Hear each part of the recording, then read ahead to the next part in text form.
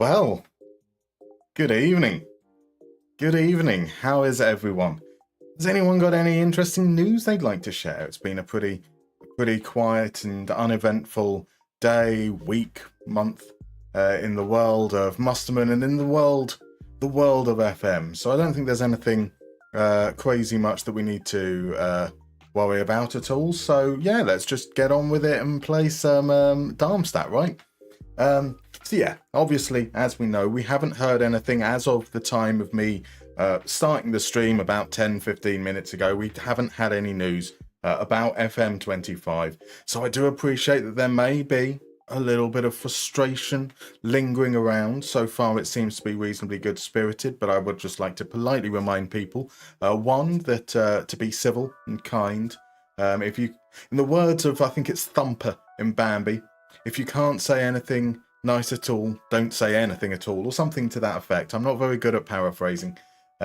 Also, I do appreciate that might mean that at times chat gets even busier than I'm normally able to handle, so I might end up a little bit more behind than I normally do, which would be quite something.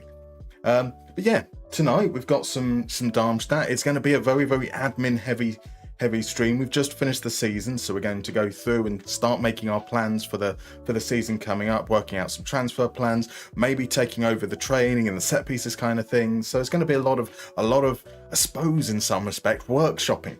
Who wants to workshop on a Friday night? That sounds like work talk. But there we go, here we are. So let's say a huge hello to everyone who is in, because we have got the fabulous, the wonderful, the amazing Nick Rosas here. We've got a Holofab as well, lovely to see you. We've got a Crudmod. Crudmod is now trying to make Mustard Dweebs a thing. I think Mustard Dorks is a better fit, personally. We've got Rich Sunderland in. Welcome in, my dude. I hope you're doing well. Sass is here. Well, Sass is lurking. Sass has a very busy evening ahead himself. So I hope that it's as bearable as can possibly be. We've got Viva in as well. Viva was trying to bait with the suggestion that a tweet had dropped just as we'd gone live. I see through you, but I am pretty certain that I'm going to follow through it every single time that it's mentioned during the course of this stream. So that's when that happens, it's your own fault. It's your own fault. Right, welcome in, El. We've also got Hank the Tank in. Welcome in, my dude. We've got Level, and we've got Jonathan Edwards over on YouTube as well. Welcome in, guys. I hope you're doing well. We have an RJ. We have a Catch 22 as well. Lovely to see you. We've got a Zenergy Mashups. To the extent that, whilst I can still remember that you're Zenergy Mashups, I will try and call you Zenergy Mashups. But probably as the stream goes on, I'll forget because I'm old and rubbish like that. So we've got Pemsky13, and he says if it doesn't drop in the next 5 minutes, it's over. So I'm guessing it might be over, or I might just be that behind. Holofab is very much enjoying the chaos that's happening over on social media, the meltdowns as they come. It is certainly something to see. Rich has suggested that maybe there is a solution on board, and actually Donald Trump has announced that there are 32 days in January. I mean, it makes sense, right? Like all this nonsense with having February as like this weird old month that sometimes has 28 days, sometimes has 29. Get rid of February altogether. Put extra days in all of the months, therefore. Perfect. Works. No problem whatsoever. I'm sure that's how it works, right? That's definitely how it works. We've got Johnny Trotter in. Welcome in indeed, Johnny. How you doing? He's congratulating Crodmo for his What Fjord pun earlier on Llama's stream. It was a very good pun, I have to say. We were talking about the fjords of Norway whilst Llama was managing Watford. And quick like a buzzer. Quick like a buzzer. That's not a saying. It is now. It most definitely is now. He came in with it like sharp. Fair play. Gotta give it to you. Look, Mara's in. Lovely to see you there. So, who else have we got here? We've got an El Norby. We've got Thomas Lind. We've got Jabbits and Knights of Knee and Jay Teller and Silver. Silver's. What time is this, Silver? Go to sleep, man. This is crazy. Welcome in. Firstly, welcome on in, Silver. But also, it's like a crazy time in the morning. You should definitely be asleep, my dude.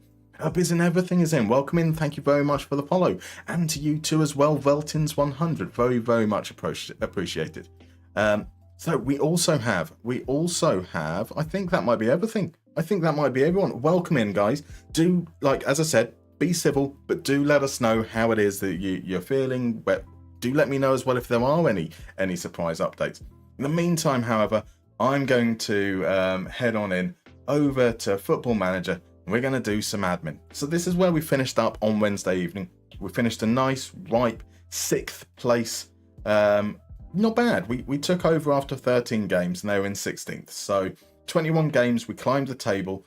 We certainly put ourselves in a reasonable position to feel that we've got something that we can build on going into the next season. We did promise the board that we're going to get automatic promotion next season. Now, we've got at least 2 Bundesliga teams, obviously, that are going to be dropping down and are going to be very, very good quality. A team like Mainz didn't even make the playoffs, and from what I recall, Mainz have some very, very good players. They've got Grilic. I mean, he's only 32 now. Grilic is pretty decent. They've got Carlos Baleba. They've got Nathan Nguma as well. Like, that's certainly a quality that I would expect, pardon me, quite a bit higher than we expected. So Jonathan Edwards says, I'll try this again. What does Matches Tell think of Tottenham? Indeed, I don't know. That sounds like a setup for a joke. So Jonathan Edwards, what does Matches Tell think of Tottenham? Silver says, we'll go to sleep soon. I did too much physical activity today. I'm in that weird, tired, but can't sleep mode. Fair enough. I know that feeling indeed. I know that feeling indeed. Yes, it's you now need to kind of get yourself even more like physically tired to the point where you just can't stop yourself from sleeping, theoretically at least. So we went through at the end of last stream. We went through and we had a look through all the players we've got currently and who we think is actually going to be good enough for us to build around next season. Now, if I had my way, I'd be cutting out all but about 10, 11 players. That's probably not very realistic. Like, if I think they're bad, the likelihood that we're going to be able to find buyers for them is probably going to be relatively on the low side. So ultimately, it's more about finding the key pieces we can build around, and then where we really need to reinforce. In a weird way, we might need to then change tactic despite doing quite well.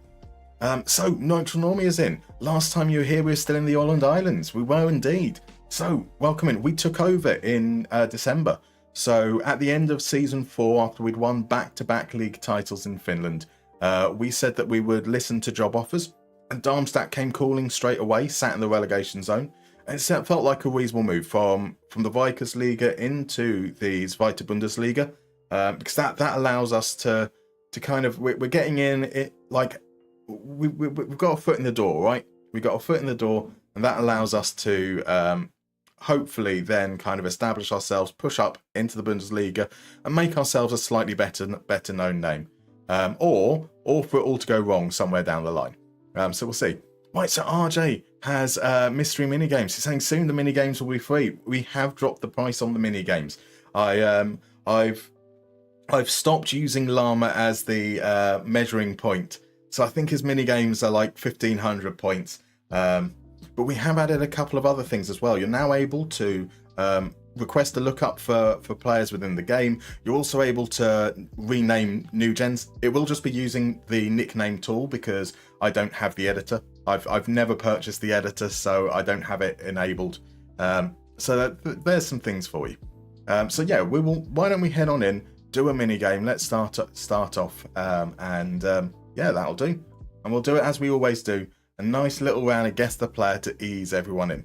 Right, so Jonathan has come with the punchline. So the setup was, what does Matches Tell think of Tottenham? Let's just say he doesn't kiss and tell. I think I put you on the spot there, didn't I? It wasn't a setup. Ah, right, okay. I mean, it was a setup, and I'll be honest, I'll give it like a 4 out of 10. That's better than most of my jokes, but yeah, needs work, I'm afraid. Right, so how does Guess the Player work? For those that aren't familiar with the stream, you're going to see 4 pictures from a player's profile in FM24. You're going to see the positions they play, then you'll see their attributes, then you'll see their scout report, and then you'll see the clubs that they've played for. Your job is to guess who the player is. The earlier you guess, the more points you get. There's a lovely little leaderboard down there.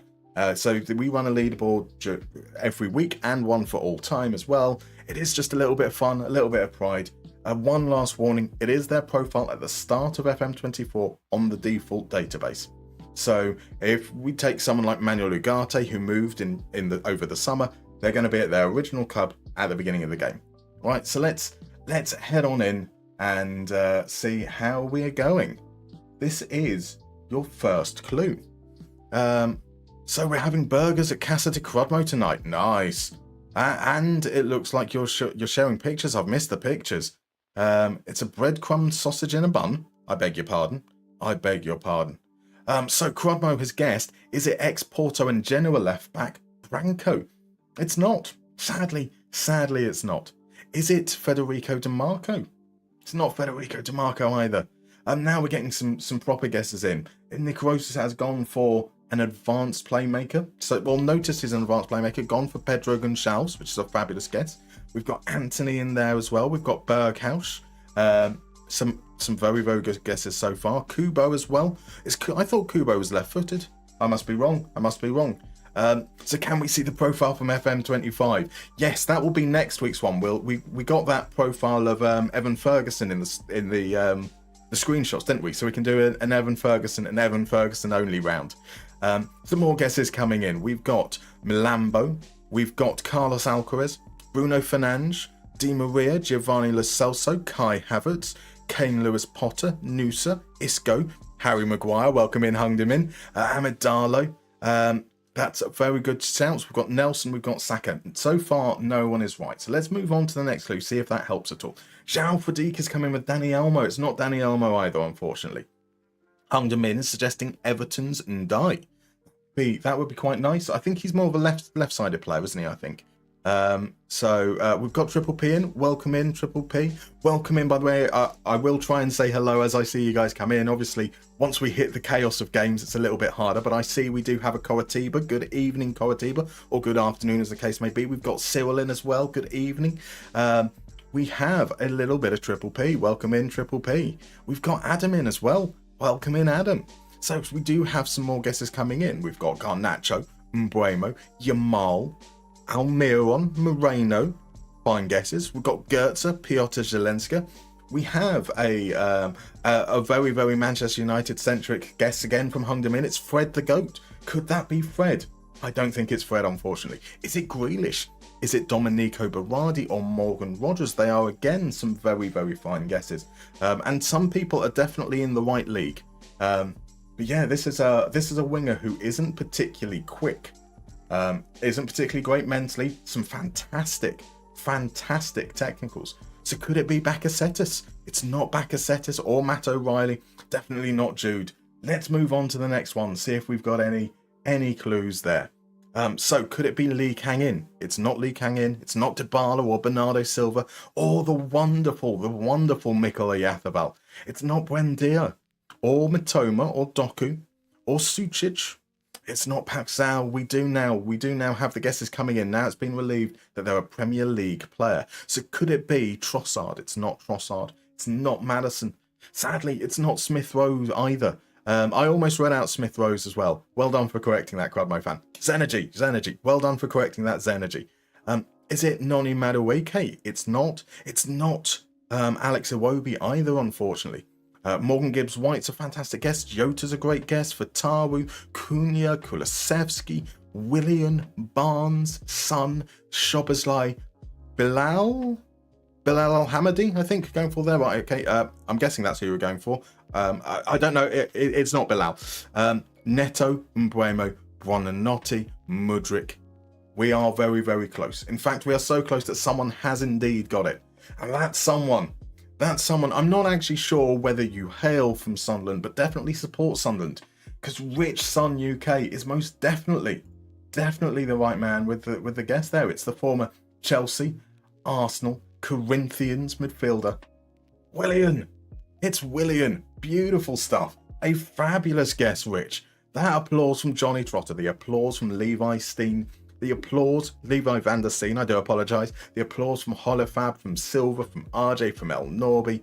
That is very much deserved. Well done, sir. Well done. I thought like there were a few people who were skirting around the sides of Fulham players. We had Iwobi in there. We had a bit of Smith Rowe as well. but it was Willian. Fantastic work. Fantastic. Right, so let's head on back. Let's have that hydrate from 5 minutes ago. Thank you, Johnny. So here we are. This is the conclusion we came to off the back of last stream, was that Tarek Bookman is a player we want to stick around. Wins 78% of his tackles, 74% of his headers. He's pretty decent all round. He's on the ball quite a bit. He's relatively safe, relatively active, winning it back as well. Tarek Bookman, good. He is the one little bit of positivity that we've got there.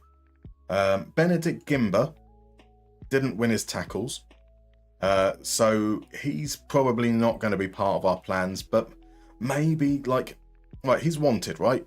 So maybe we don't actively look to sell him. We just hope some bids come in for him. Lucas Fröder is a defensive midfielder, was kind of decent in terms of winning back possession and being safe on the ball. We could probably work with that. Andreas Müller, he scored a couple of wonder goals, but actually was a bit shit. So not really sure on him on that side. We have Brian Hine, who's opting out of his contract, but we've got a year left on him still. So he was good. Won his tackles, dribbled, created chances. Brian Hine, we'll let him run out his contract. We've got a player who seems to have worked out quite well for us. Simon Astor was asked to stay back and be a little bit more progressive, and he was kind of okay at that, but despite not attacking much, he was quite good in terms of creativity and decent in dribbling. So actually, towards the end of the season, when we played with a wing back on the right-hand side, maybe, firstly, maybe we'll see if we can get those bids to come in, but if not, maybe we go with a more attacking right wing back. That's the potential thought. So Damon is annoyed that he didn't get that as a Chelsea fan. It's one of those things. He's played for a lot of teams, to be fair. I mean, if you were to remember every Chelsea player by what their profile looked like 10 years after leaving, that would be quite impressive. Where is Ladislav Almasi fan when you need him? Exactly. Jonathan Edwards says it was going to be his 457th guest. You would have been there just a little bit more time and you would have been there. Okay. Let's focus on the players that we're going to build around. We're going to build around Bookman, possibly Fröder, Hine. Then as we go forwards, we're going to build around Dustin Forkel. And it's not because his name sounds like Forkel. Definitely not for that reason. Forkel was really, really good. Limited minute, not enough to properly assess, but some really, really good signs early on in his career with us. So he's probably going to take over as our left winger, taking over from Elias Saad, who's been a bit wank. Really, really wank, unfortunately. So Rich asked, do I win a free copy of FM25 when it comes out in 2027? Exactly. So the Bookman's Pizza was elite? Absolutely. Johnny says you win an NFT of the FM25 cover. Yes. I mean, at least then it holds like a value for the first 3 minutes until you then people ask what on earth is that nonsense. Right, so Neutral Normie has a question. Does having varying numbers of leagues affect the pizza charts considering the depth at which games are simulated and stats generated? No, Neutral Normie. As mentioned in the FAQs, the underlying stats that define the percentiles are static. There is no way, or as a Skinner, which is just a cosmetic thing, to pull that detail from the game itself. So it's based on a series of simulations. We worked with a data point of 100,000 players across the top 20 leagues to work out the boundaries, so that we've got, but essentially we're working at a 99% confidence interval and a 99% accuracy interval, which is like the highest you can probably get in terms of doing those data sets, all on full detail.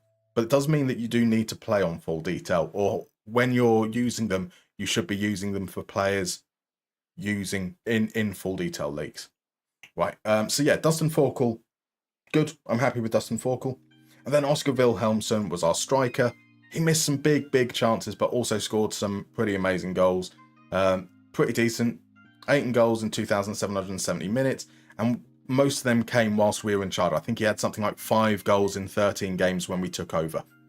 So he's definitely someone we'd like to build around, assuming we can keep him around, because that's a lot of teams interested. It's a lot of teams interested, and some Saudi teams are in there. So maybe if we're lucky, we can at least get a decent amount of money for him.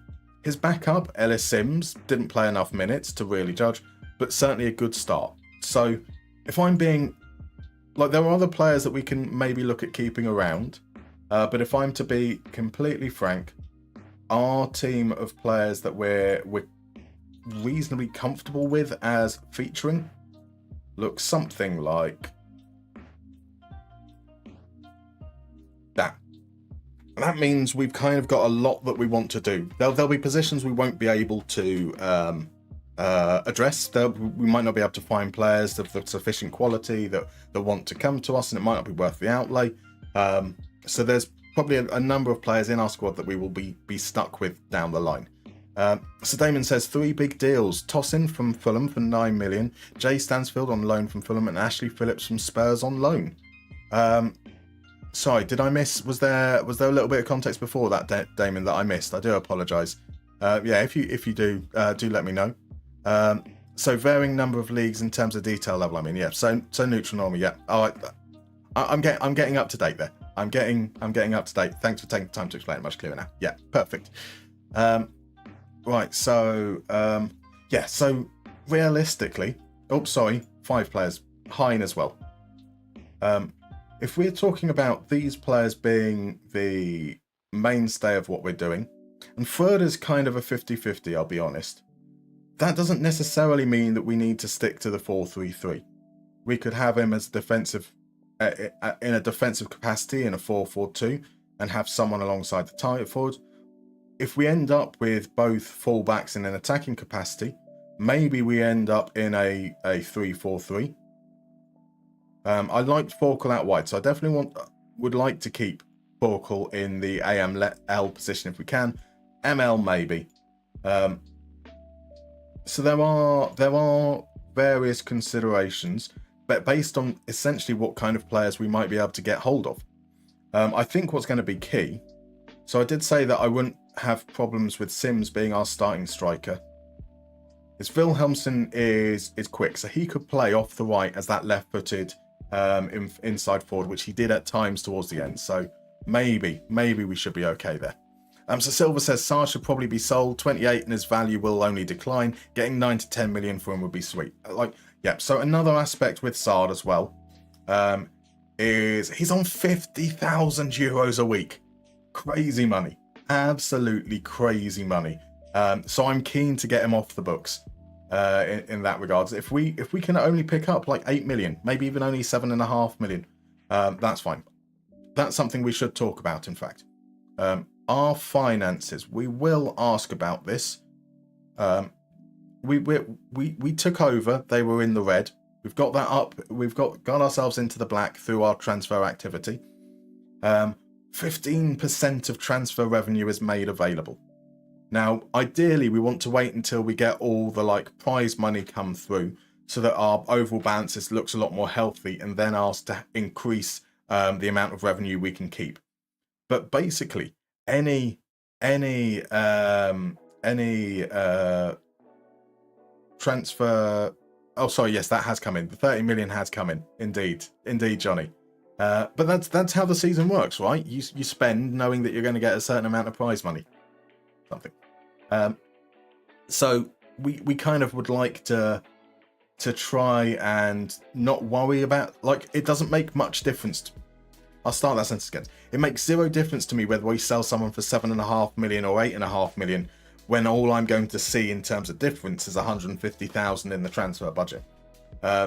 So I'm probably not going to worry too much if we end up selling 1 or 2 players slightly undervalued, if we can do the more impactful thing of getting them off the wage budget.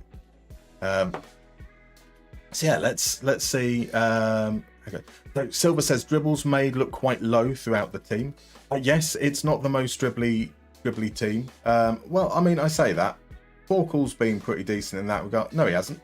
So Forkel hasn't been that great. We have swapped around quite a bit. Tatsuyo E2 was awful in that regard, playing between the wings there.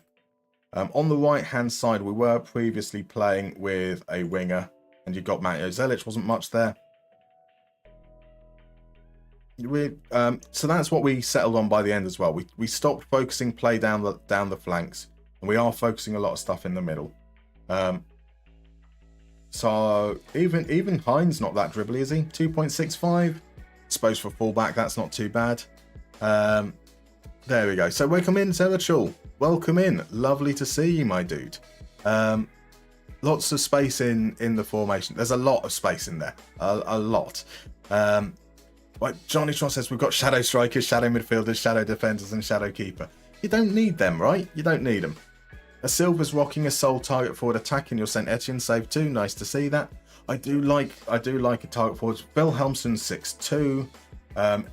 Ellis Sims is only 6 foot, but he's generally okay in terms of the air. I mean, 42% header win rate. Above 40% is good. So I quite like having that big physicality there somewhere. So Matthew suggests we need to keep Forkle as a focal point in your team. Indeed. What kind of accent would say Forkle? Focal point. Would that kind of be like Bristol that way? I'm not very good with accents. I'm not very good with accents at all. So yeah, we've got a lot to do in terms of strengthening there. Well, Smithy says he's done Forkle. He does. Forkle has done. You know the rest. Indeed. Well, Forkle has done a lot. He might not have dribbled much, but he hasn't done Forkle when it comes to creating and scoring. In 600 minutes, six goal contributions is pretty damn decent. I like Forkle, and it's not just because of his name. So yeah, loads of positions. They're all open to interpretation. Loads of possibilities with what we end up doing tactically. And I also want to take over training as well. So we wanted to leave it until the end of the season. It's now the end of the season. So we're going to start taking control of training for our team. And that means let's have a look at what we were doing before. So this was our Emery Ham training schedule, which was based around chance creation, chance conversion, which I think is pretty decent. We wanted to make sure we're focusing a lot with chance creation, and I think aerial defense. Oh no, they're individuals. Chance creation was in there because we wanted to work on crossing as well as passing, because we were playing a lot of balls out wide. This, I think we only need to make one change, which is to swap these round. So have chance conversion twice and chance creation once, because we're looking to play a lot more narrow and have the attacking threat. Our wide attacking threat is coming from the fullbacks, but our front players, they're looking to kind of get into more central areas and create from there rather than crossing the ball. So I'm thinking that all we need to do is just push into chance conversion a little bit more. So we've had enough time with the squad. I think that should be fine. I say that. Emery Ham 2. When we've got 2 sessions, we will do a goalkeeping, shot stopping there as well. And when we've got none, it's anyway 2 of each. So that should be absolutely fine. So that's the thought in that regards. We can't move forwards. We're still in the current season. I suppose we could for the last week. I assume they'll be going on holiday. Didn't we change that over here? Yeah, okay. I don't know why I didn't like that. I also want to sort out set pieces as well. So I'm going to let my set piece coach go. And so I've got responsibility for staffing on the coaching side of things. And we are going to make some changes there. Those changes will start with this guy whose contract expires being let go. He's got a cautious mentality, plays a 4-2-3-1, doesn't really match with what we're doing. So Johnny Trotto reckoned that Forkle point sounded more Yorkshire. It definitely didn't. It didn't sound like a real English accent. Let's be fair. But yeah, that's probably fair. May the Forkle be with you, says Night and Knee. Welcome in, Night and Knee. He's forklift certified even. Beautiful. Which goes more for a Geordie accent?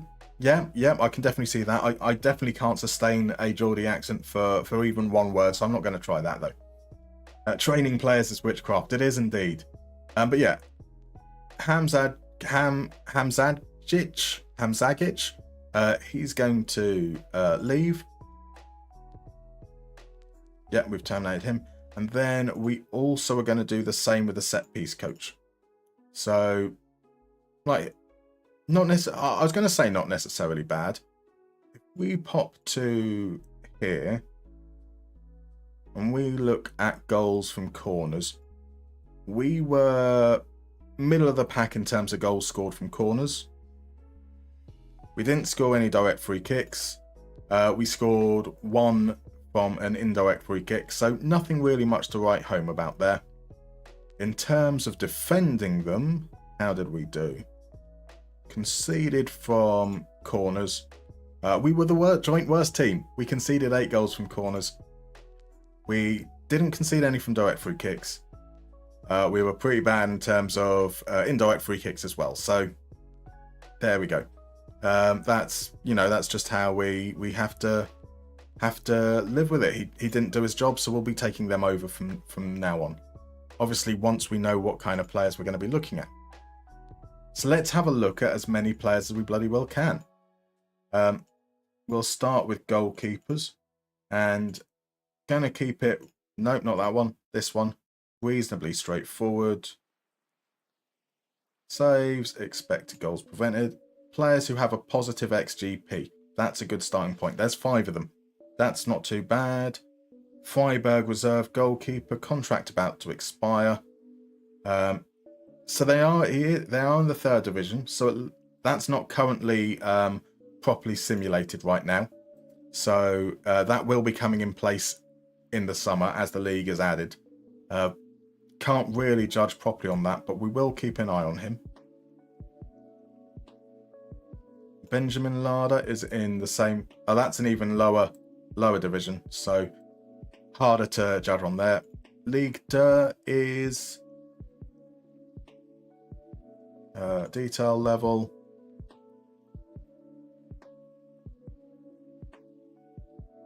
France is all senior matches, so that's fine. League 2. Oh, we only played 90 minutes. Yeah. Hildebrand only played 165. How do you have 5 substitute appearances as a goalkeeper? How? That's worrying. That's worrying for Salzburg starter at least. So SN says, Thomas Lind, I'm with you. It's the silence from Sports Interactive, still offering pre-orders, but we have nothing to buy at this point. Like, what are they even selling at this point?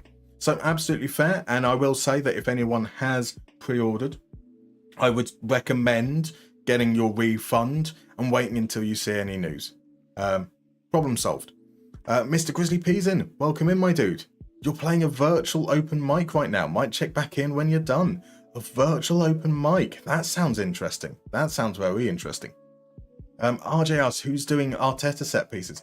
Do you reckon we can pick up what's his name? Nicholas Jover, isn't it? It's Nicholas Jover. He's still there at Arsenal. Made his name in at Montpellier, moved to Brentford that's when all the hipsters started writing articles about him. Off to Man City, and he's now been at Arsenal for 7 years in game. 3 years still remaining on his contract. I think he might be beyond our reach. Otherwise, I'm certain he would have joined us. And Jesper Schlick hasn't played that much. So okay, Benjamin Larde is now arguably slightly more of a possibility. So we'll keep an eye on him as well. So far, we've got potentially 2 options. We will start looking around some of the leagues as well. Defender on the right. If we're going to look at potentially having an attacking defender on the right, let's do some dribblies. Some dribbly moments. We saw that Brian Hine had about 2.5. Wait a second. I had interest in loan rather than interested in transfer. Let's just see if that changes anything with the goalkeepers. Yeah, that looks better. That looks better, doesn't it? Right, Max Weiss at Karlsruhe in the division.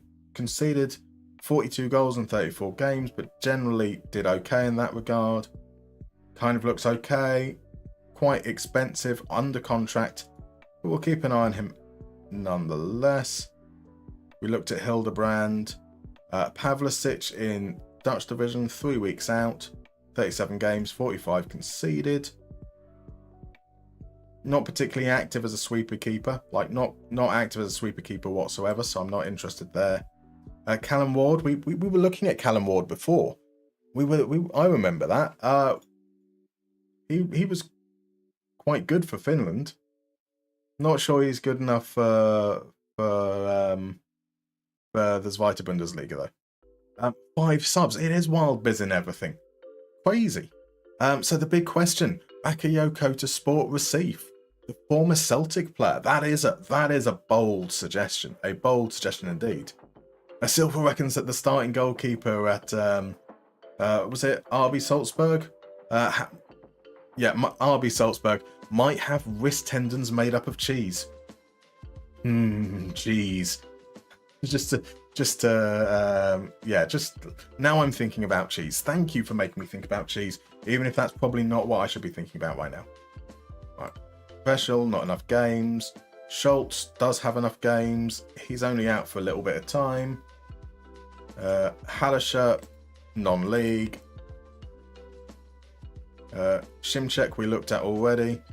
3rd division, we know it's not simulated in full detail, but encouraging signs there nonetheless. We can certainly keep an eye on him a little bit more. Lastra here, not really enough games. Flo has played a lot of games.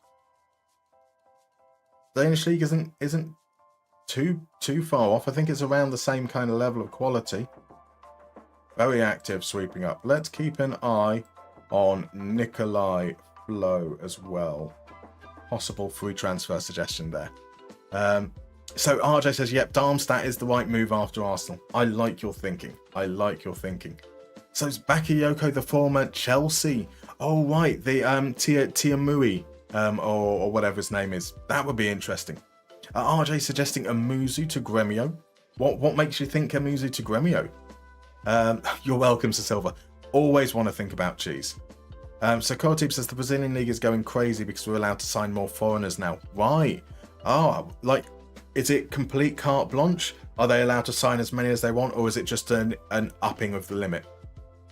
Michelle says Pavlicic joined me in my Frankfurt save and stuck with me for the next 10 seasons. Always seem to be clutching key matches in my experience. That's encouraging to hear.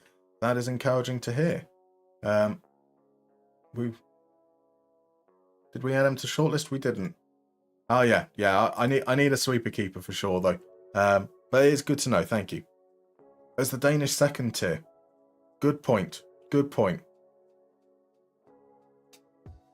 Almost could have made a lists removed from shortlist. There we go. We do it that way. Thank you, Holifab. You had a Lastra in Series C one season. He was terrible. Fair. I'll keep that in mind. Let's get over then to defenders. We're going to be, as I was saying, we're going to look at dribbles. Hein was around that 2.5 mark, and we'll use him as the benchmark. Expected assists was around 0.2. So if we have a look, 2.5, 0.2. Competent at. So maybe just 2 possible options. Both look to be on the dear side, so maybe not. Obermeyer here, 5 assists in over the course of the season at Catanzaro. Tackling 78% is okay. It's not that far off Asta. Very active pressuring, not in sweeping up. Really good going forwards. And he has been playing as a wing back on the left. So he's got 5 assists despite being on wrong foot side. So you know what? That doesn't sound too awful. Then Conrad Faber. We have Conrad Faber has been playing a little bit higher up. So you kind of actually are viewing him more as an attacking midfielder. Because of the position where he plays, he's going to be doing actions at a different volume. But he is still very pressuring. Okay in terms of dribbles and expected assists. Tackle win rate's higher. Yeah, I think we keep an eye on Faber as well. think we definitely keep an eye on Faber. So, Biz and Everything suggests Noah Darvich, loan from La Masia, would be huge for centre mid. Thank you very much for the suggestion. The way we play is that we don't have player search enabled at all. We might look at the stats of players in our own league, or maybe a couple geographically close. But if a player isn't recommended to us by our scouts or our director of football, we won't be looking at them, generally speaking. But thank you for the suggestion. Right, so it used to be 6 at Coritiba, Brazil. It's gone from 6 up to 7. Fair enough. That makes sense. I have seen that we've got a certain someone in the chat advocating that we maybe should sign Obermeyer because he's Filipino. That seems like as good a reason as any. Welcome on in, Dill. Lovely to see you, my dude. If you're not following Dill already, you should see that lovely thing popping up over on the top right now with a heart. Hit that heart button. Go check out Dill. Absolutely fantastic. Really explores the game world inside Football Manager. Does these fantastic watch parties as well. We'll be doing one on Sunday for the Man City game. Is it Man City Arsenal? Something like that. I can't even remember what the games are, but he's going to be doing them. It's going to be should be good. And so again, Biz and Everything. Same thing again. Thank you. I've only just read that. I do apologise. Silver has a goalkeeper suggestion who was immense in League Earn for only 2 million. If you want, I can tell his name. So yeah, I've answered that one. Plus 2 million is going to be most of our budget. So we'll see. Who knows what's happened in the world? Maybe he will come up. So Silver, if he comes up whilst we're looking through and various stuff, and you see it, give us a shout. Right, Sebastian says, bro, when is the trailer coming out? I don't know, Sebastian. I don't know. Maybe it'll be on Monday. Maybe it will never happen. Maybe it'll be in 3 weeks' time. Maybe it'll be in 2026. We'll never know. When it happens, it happens. We'll get news eventually. So Angelo Bruckner, good shout as well. Faber does versatility, which is always nice. I mean, look, Faber does versatility. I'm certainly not going to knock that at all. Welsh Smithy could use him all the way up the wing. Obermeyer definitely does versatility everywhere but striker and goalkeeper. Whether he's good enough to do that, I mean, we can see here he's got low heading. He's 6 foot tall and he doesn't know how to head the ball, which is a little bit worrying. But otherwise, looks to be a pretty all-round profile. An interesting player. He carried far. So I do apologise again there. He carried my national team. That's Bruckner. During the first 5 years, he's arguably the best player on the national team starting off. Fair enough. Coritiba supports the signing. The Brazilians alliance stays strong. Is he Brazilian then? Or is it just you're saying Brazil? Okay. Being Brazilian, your alliance with Filipinos. I thought you were saying that Obermeyer was a mixture of Brazilian and Filipino, which would have been a nice, interesting combination. Right, Tactic Stephen wants to know which will come first, the new GTA or FM25. Have we had any news on GTA since they did that trailer last year, didn't they? Has there been any more news in terms of it moving forwards? I mean, I don't have the reaction speeds for GTA anymore these days, so I have no idea. If we wanted a player on the left, we're okay with Hein. Tim Muller could be an option. He's going to be available on a free transfer.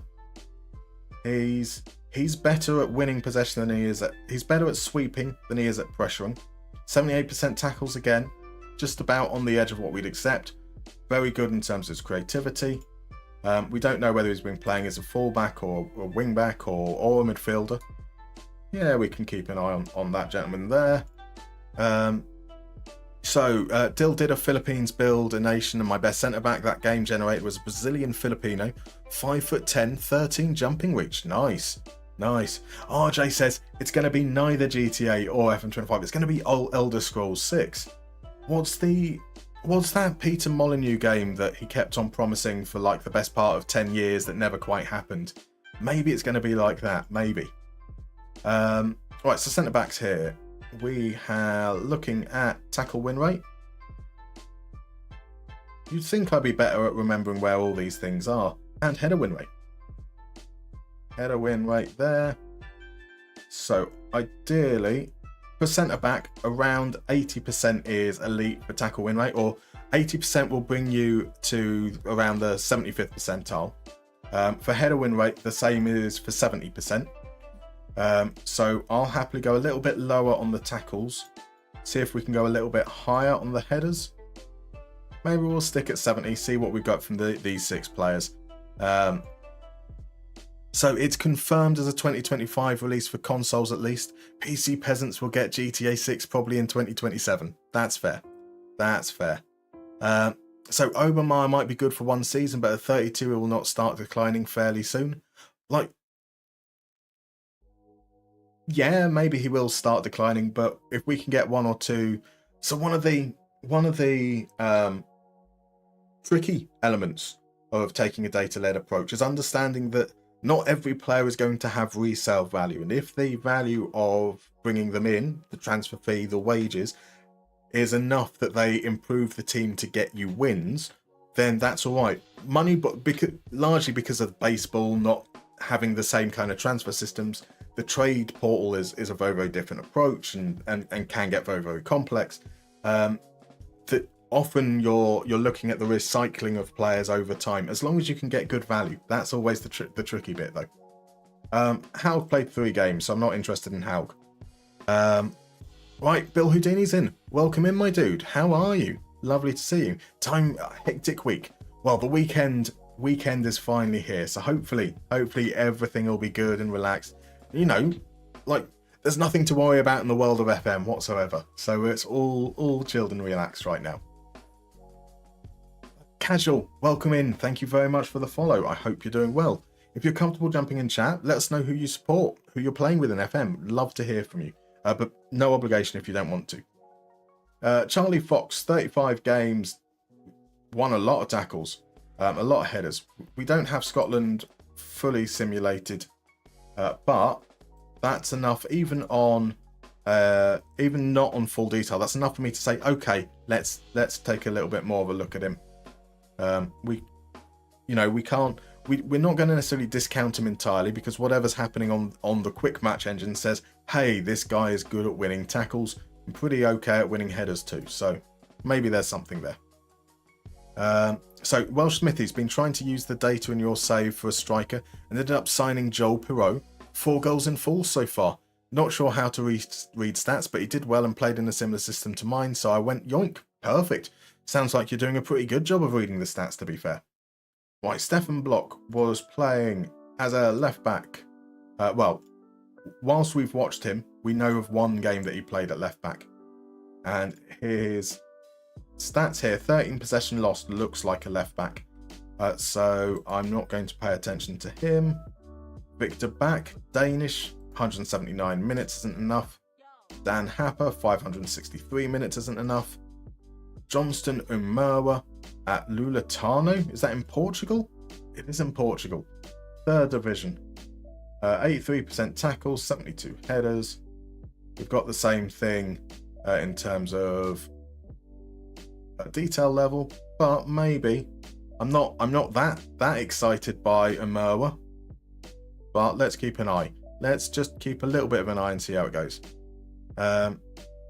So Dill says that GTA is confirmed for 1 year after, so 2026. So it might be that sounds like it's going to be a race then between FM25 and GTA. G&G's in. Welcome in, my dude. How are you? How has your week been? I hope you're doing well. Silver says modern AAA games are almost never on time, but fingers crossed. I mean, it's almost like development is hard. Or senior stakeholders try and put people under far more pressure than is actually possible, and they make false promises. Not that ever happens in the world. Right, so there's a fun similarity between a Budost subgenre and a Brazilian funk subgenre, where a really high-pitched noise is the beat's core, and they both come from some people getting high on a similar drug. I find it fun because they aren't connected at all. I mean, if it's the same drug, there is that connection on a spiritual level. That's clearly what's happened. Right. Frankfurt are completely non-league, aren't they? We can ignore that one. Block we've looked at. Yeah, so not encouraging so far in terms of options here. What I want from a defensive midfielder, ideally, is, so if I'm looking at like the halfback, I want those tackles. So for a defensive midfielder, around 75% is good. A little bit lower than centre backs. I want, though, to see someone who's going to win possession quite a lot. I don't want them pressuring. I want them sweeping up the ball. Around 12 should be good. I think that's much better than Froeder had. Yeah, so Froeder was at 9. We want to aim quite a bit higher. That's the thinking. Sadil said, read an article about the exclusivity agreements, and it was an agreement they came to about when the PC version would be allowed to come out. Fair enough. Fair enough. FM player mindsight right there. He's over 25. He's going to decline in 10 years. Exactly. Sometimes we've got to, just accept that old people can still contribute. Sometimes, occasionally, maybe. Right. We've got a break coming up. So for those that aren't familiar, I do take the breaks. I get up. I stretch my legs. I go for the piss. I vape. I probably fill my face with a little oat bar as well. So I'm going to see you guys in about 3 to 4 minutes, and then we head straight back in. See you shortly.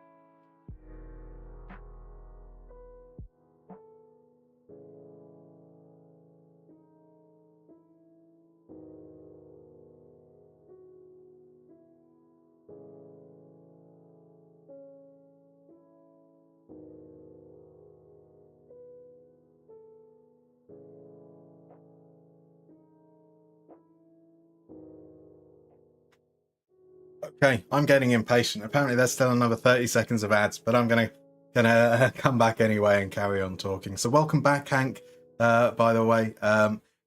No worries, feel free to cheat with me on Zealand anytime you want. I mean, also, very weird thing for a streamer to do right now, but a slight reminder that at 8 o'clock tonight, Tony Jameson and Lelujo are going to be doing Lelujo are going to be doing their Jameson's Challenge, being sponsored by Jameson's to take over Newport, and they've got to get them up to the Premier League by the 14th of February. So that's going on tonight as well. So, you know, I expect that there will be plenty of people cheating on me over the course of this evening. So over on YouTube, Cruz asked, what is the goal of the save? To eventually win the Champions League with a money ball approach? So Cruz, the goal of the save, and firstly, the goal isn't actually specifically Moneyball based. That's just how I tend to approach. How I tend to approach recruitment.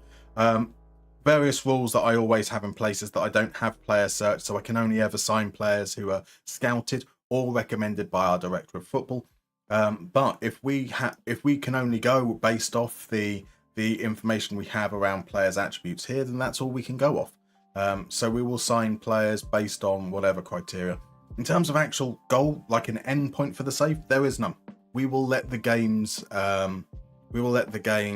narrative drive it. So maybe we end up jumping from club to club. Maybe we end up building something very special at Darmstadt. We'll just see how it goes. So yeah, there's nothing specifically in terms of a goal. I'd much rather just let things emerge as naturally as possible.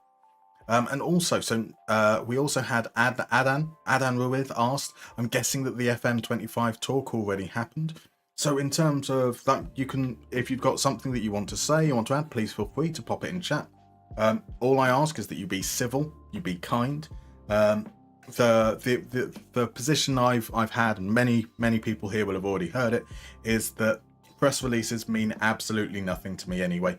It doesn't make any difference whether I find out some information about FM now or whether I find out some information next week or the week after. As long as I have information that I can judge upon before the game is released, that's fine. I've never been one for hype, so from a personal level, I don't really care. I understand people being disappointed.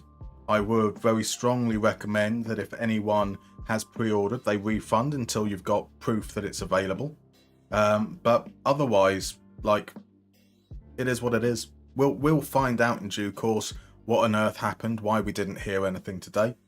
Maybe the reason we find out is something dreadful and awful. Maybe the reason we find out is there was something blocking them being able to release this week. Maybe we'll find out that they've all lost the ability to talk or type. Who knows? It doesn't. To me, at the end of the day, it doesn't really matter. But I also appreciate that a lot of people have very strong feelings about it. Let's see there. So Night of Need was saying that Luletano, was a place in Portugal. It's in the Algarve region. And that Tano is another way of saying from the place. So like Portimonense, Nense means they're from Portimao. Thank you very much for that, Night of Need. Roots in. Welcome in, Root. Lovely to see you, my dude. Lovely to see you. I hope you're doing well. Obviously, I know it's been a difficult week, but I hope things are feeling not necessarily better, but being able to process it a little bit. So Ido Kayembe didn't play enough. Alaves, that's a high standard. A former Watford player. I mean, that he hasn't played. Yeah, we'll pass on that. Now, Hungda Min has redeemed a lookup on Enzo Laffi. So let's see how Enzo Laffi is getting on in his career. He is currently at Monza. He has played 1,800 minutes this season. No goals, 5 assists. We don't know what position he's played exactly. We could actually work it out. Let's pop into Monza. Let's go to their schedule and see. So Enzo Laffi, 1, 2, 3, 4, looks to be playing as a right winger, potentially. They're playing a 4-4-2 and Enzo Laffi at right wing. That does seem a bit weird. So maybe not. No, Enzo Lafay seems to be being used as a right winger, or at least he was in that game. 1, 2, 3, 4. There he was playing inside. There he didn't play at all. Central midfield. So a lot of substitute appearances there. When he has started, he's played a couple of games in central midfield, a couple of games out on the right wing. So we've got that in terms of context. Hasn't been great. Let's be fair. 5 assists from 1,800 minutes isn't mind-blowing. Great job in terms of pressuring, helping progress the ball. His career has, so from when it's never really posted a good average rating. 1 goal since the game started, 1 league goal, and just the 6 assists. So maybe he's turning a corner. This is a good season by comparison. It's not looking good though, is it? It's not looking good. Right, so Holofab. Oh, wait a second. Bill Houdini's gone 4 days without vaping. It's hard, literally and figuratively. Well done. Firstly, well done. That's incredible. And once you start to get through it, I'm sure it'll get easier from here. I hope. Holofab has 1 cig left and is going to quit cold turkey. So I'm with you. Good luck. Good luck with that as well. Cold turkey. They say it's the best way to do it is to just cut it off completely. So well done. Well done indeed. Right, we've got a mystery mini game, so let's head on over and do that. And shall we make it a little bit frantic, right? Let's make it a little bit crazy, a little bit frantic, and then we'll come back, RJ, and we'll look up Tommaso Berti. So we're going to play a round of Missing 11. The way Missing 11 works is really, really simple. You've got a game from some point in the history of the world. In a few moments, I'm going to reveal what that game is, and you need to name the starting lineup for that game for the team that we're specifically looking for. You don't have to worry about accents in people's names. If they've got an accent in the name, you can include it. If they have an accent in the name, you don't include it, it will still pick it up. You do need to spell it correctly though. Let me start that again. I really can't speak. I really, really can't speak right now. So, spelling matters. You need to spell their name correctly.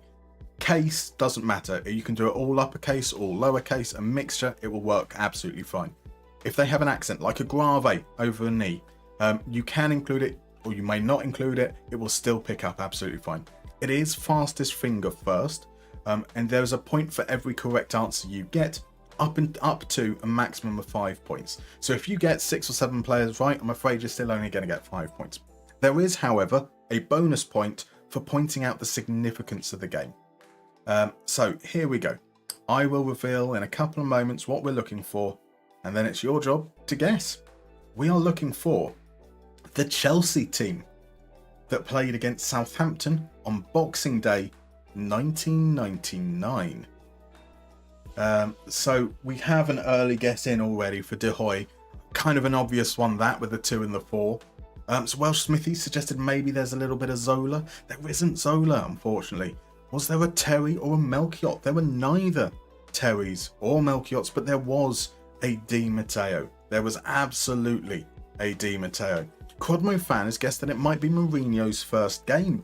Unfortunately, it was a little bit too early for Mourinho. I think Mourinho was around 2003.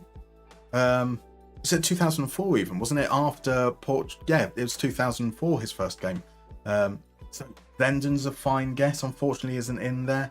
The fuck is that formation? Says look, Mark. I know, it was crazy. It is crazy. RJ has correctly picked up on Celestine Babayaro. Holofab has correctly spelled Leboeuf. I'm saying this now out loud to remind me. I'm giving Holofab a bonus point for spelling Leboeuf correctly the first time round. Flo, correct guess there from Mr. Grizzly Peas, picked up on Torre Andre Flo. So we've got Petrescu's been picked up. We've got Poye picked up. Wise Hadley wasn't in the lineup. Was it the first game under Abramovich? It wasn't the first game under Abramovich, unfortunately. Deschamps we've got perfect. There was no Desailly, unfortunately. There was an Ambrosetti, though. There was an Ambrosetti. More importantly, there was a Tome. I think we've got them all right, guys. I think we've got them all right. Now, the question is, did we get the clue? Because Ridge Sun said it's the first game with a team full of overseas players, i.e. no English domestic players, and you are indeed correct. It was the first team with a starting 11 featuring 0 UK and Irish based players. Wonderful stuff. Wonderful.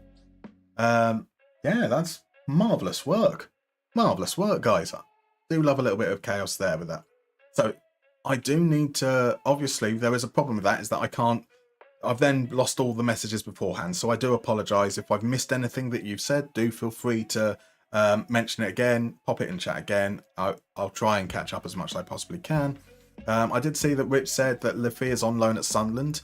It's a mandatory purchase. Yeah, his move to Roma has flamed out quite badly, really, hasn't it? After just 6 months, already sent along to the Championship. I know it's looking good for Sunderland this season, but it's been a tough move from Rennes, sadly. Right, now we had a look up for Tommaso Berti. I have no idea who Tommaso Berti is. I'm guessing you are wanting the midfielder at Catanzaro, 24-year-old. He's looked good. That looks good at immediate sight. 20 goal contributions. So let's start. He starts the game at Cesena. Pretty down in Serie C. Pretty decent there in second season. Got the move to Serie A. Bit part player. Started a handful of games. Lots of appearances off the bench. Once they're relegated down to Serie B, he became a regular starter. Nothing sensational there. This season, 8 goals, 12 assists is very, very encouraging. So let's have a look at his pizza chart here. Really creative. 0.26 expected assists is quite special. 0.23 goals from a central midfielder is pretty damn good as well. Nice and progressive. Wins his tackles at a decent rate. Active in pressuring. Tommaso Berti seems to be a pretty decent little player.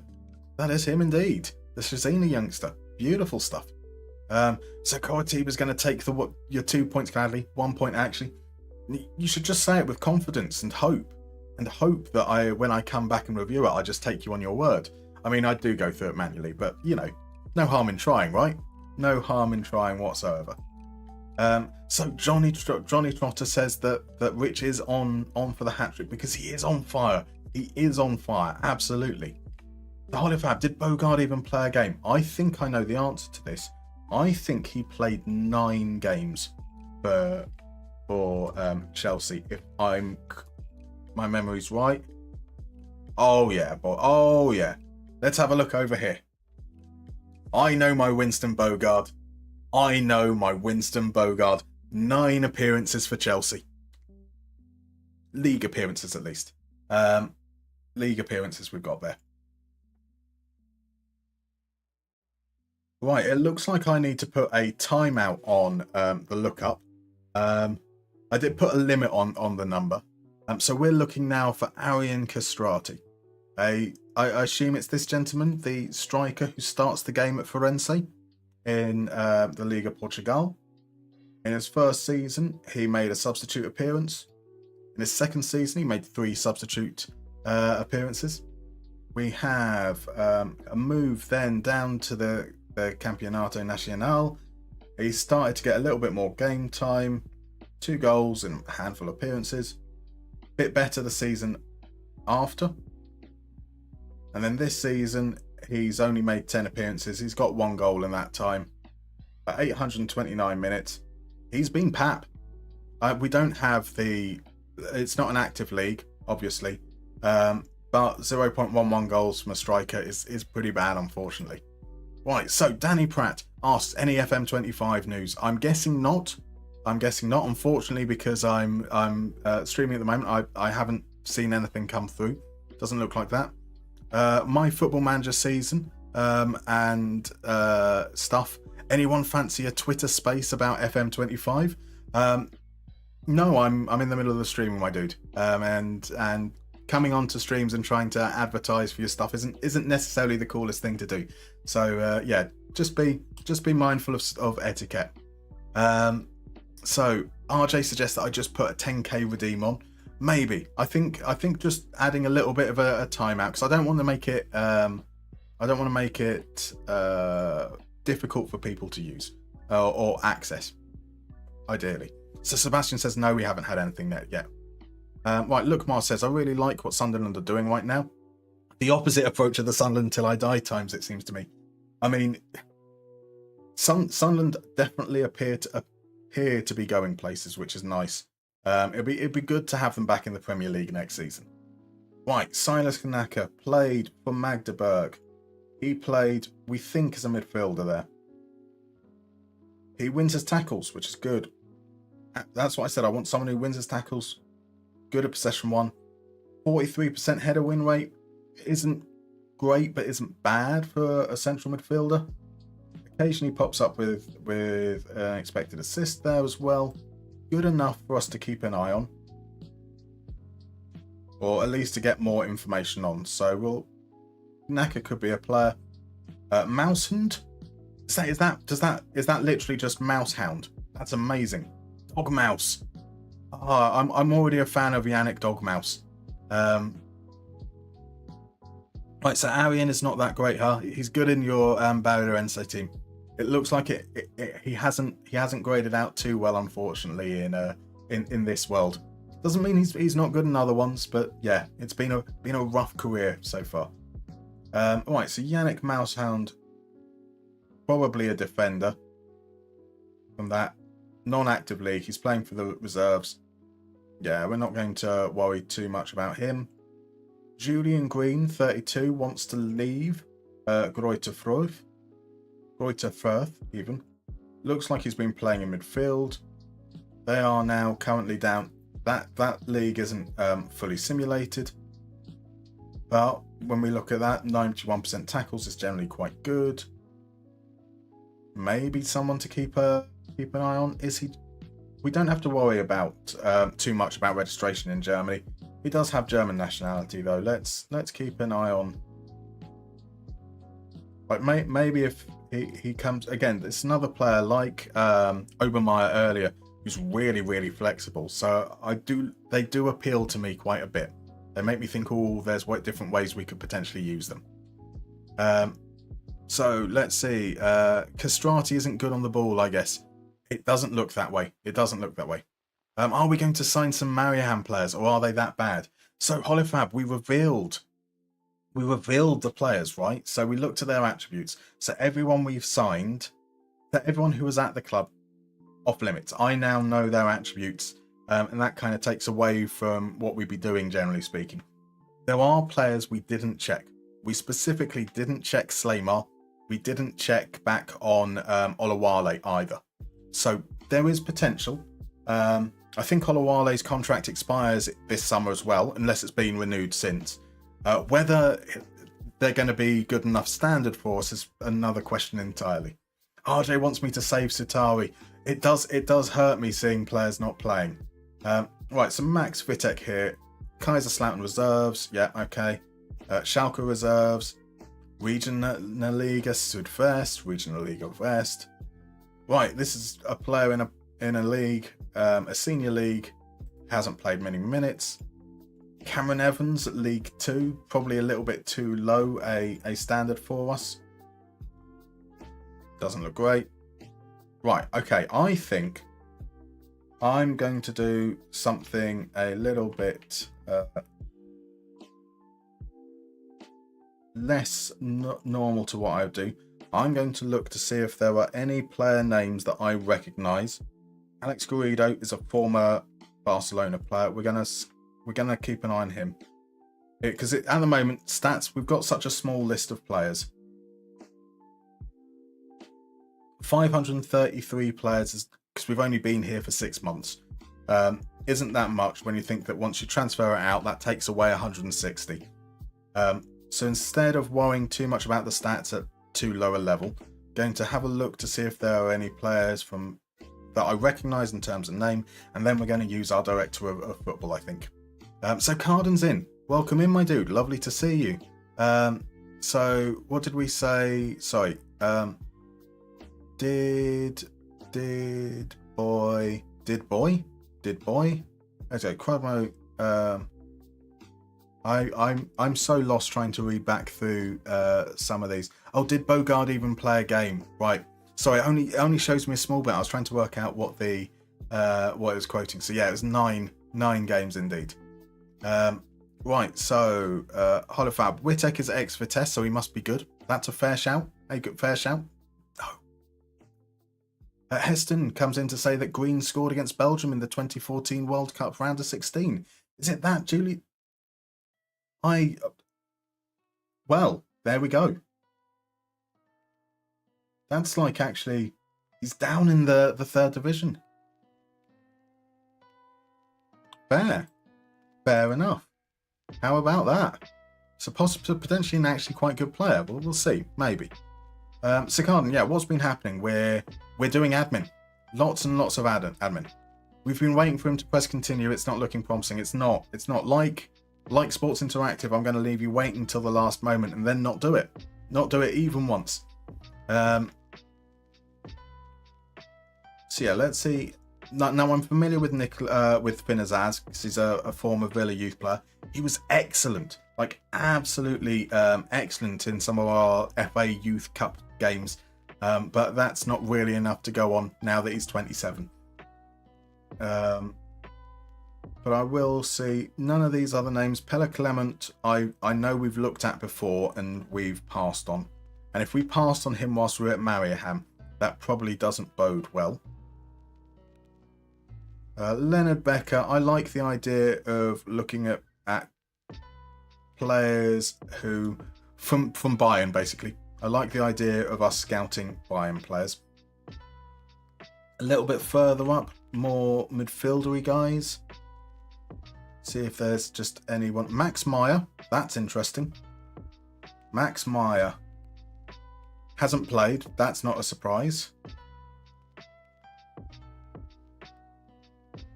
Can we rescue Max Meyer's career? I'm imagining that he's probably quite rubbish now in game. But that would be quite a fun one to possibly see if he's worth bringing in at this level. John Swift seems like quite an interesting shout as well. I like these experienced players.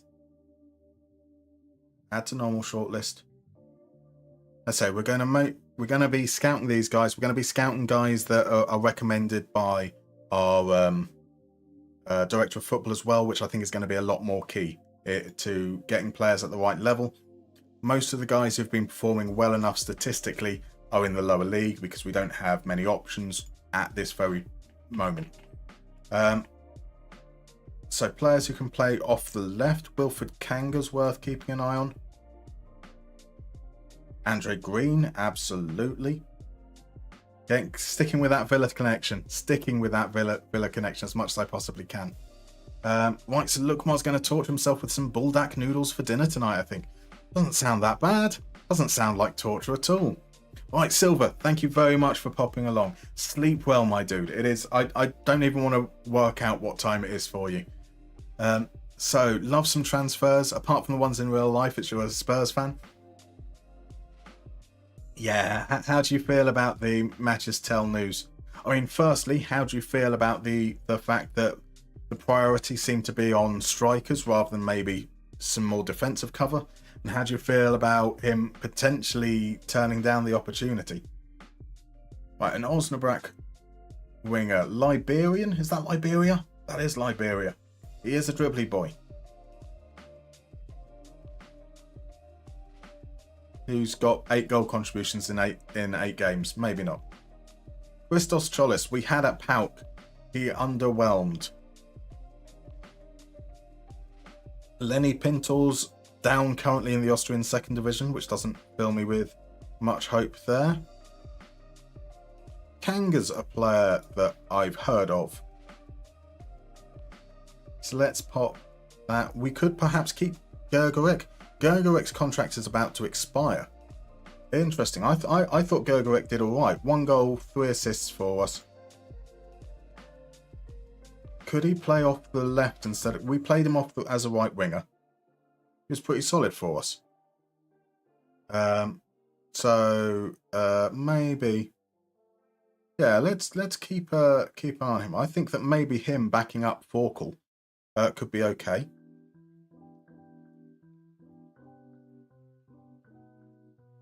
Other than that, I did say we'd like to keep it. 24-year-old in Bayern's reserves doesn't fill me with hope. Yeah, let's see what we've got in terms of players on the right. Ross Stewart, Martinez, Foti, Romero, Niemiec, Sparrow, Brown. None of these players are necessarily jumping out at me at this very specific moment, I'll be honest. These are currently players whose contracts are due to expire. Let's have a look at striker options and see how we go. Right, so Welsh Smithies thought you were signing a good regen. No, it was a 41-year-old Thiago Silva. Maybe a 41-year-old Thiago Silva is what you need to push you over the edge. That's the missing piece of the puzzle. For 10k a week, I can use them to mentor your young defenders. Absolutely. Absolutely. So maybe the SI devs keep forgetting to save their work and it's causing delay. Johnny Trott had already made the joke I was making earlier before I said it. That's why I need to keep up with chat. I'm sorry, I'm that far behind. Right, 100T Ghost says 60 million euros for Tell seems crazy to you as a Spurs fan. Or maybe that's just how expensive young promising players are these days, I guess. I mean, well, John Duran has just moved for 77 million euros to Saudi. Yes, Saudi tend to play slightly over the odds, but he's ultimately a player who scored like 14, 15 goals in his career, and a team like Villa is lower profile than Bayern, so it might just be the going price, potentially. Right, David Selke is a player I've heard of, and he's likely to be a big boy. So if we lose Wilhelmsen, maybe he could be the backup to Sims. I quite like the idea of that, potentially. We'll see what he's like. We'll get the scout reports, then we'll look at the whether he sets himself out beyond other options, potentially. The other strikers there, not feeling anything that particularly jumps out at this point, to be honest. So let's see what our director of football says. We want sweeper keepers, all the sweeper keepers, end of contract. No suggestions for end of contract sweeper keepers, which doesn't bode well. So Mr. Grizzly P says, as a fellow Spurs fan, who in their right mind would join us now? That's probably fair. But you're in London.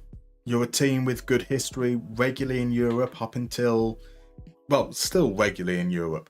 That's still got to be attractive to some players, right? So Duran has completed his move to Saudi, if you didn't know, but the Beeb says we've got £71 million for him. That's even higher. Yeah, it's a disappointment. Very, very much a disappointment, but that is some crazy money. Right, they're suggesting Lasse Reese, mega expensive, concedes more than he should.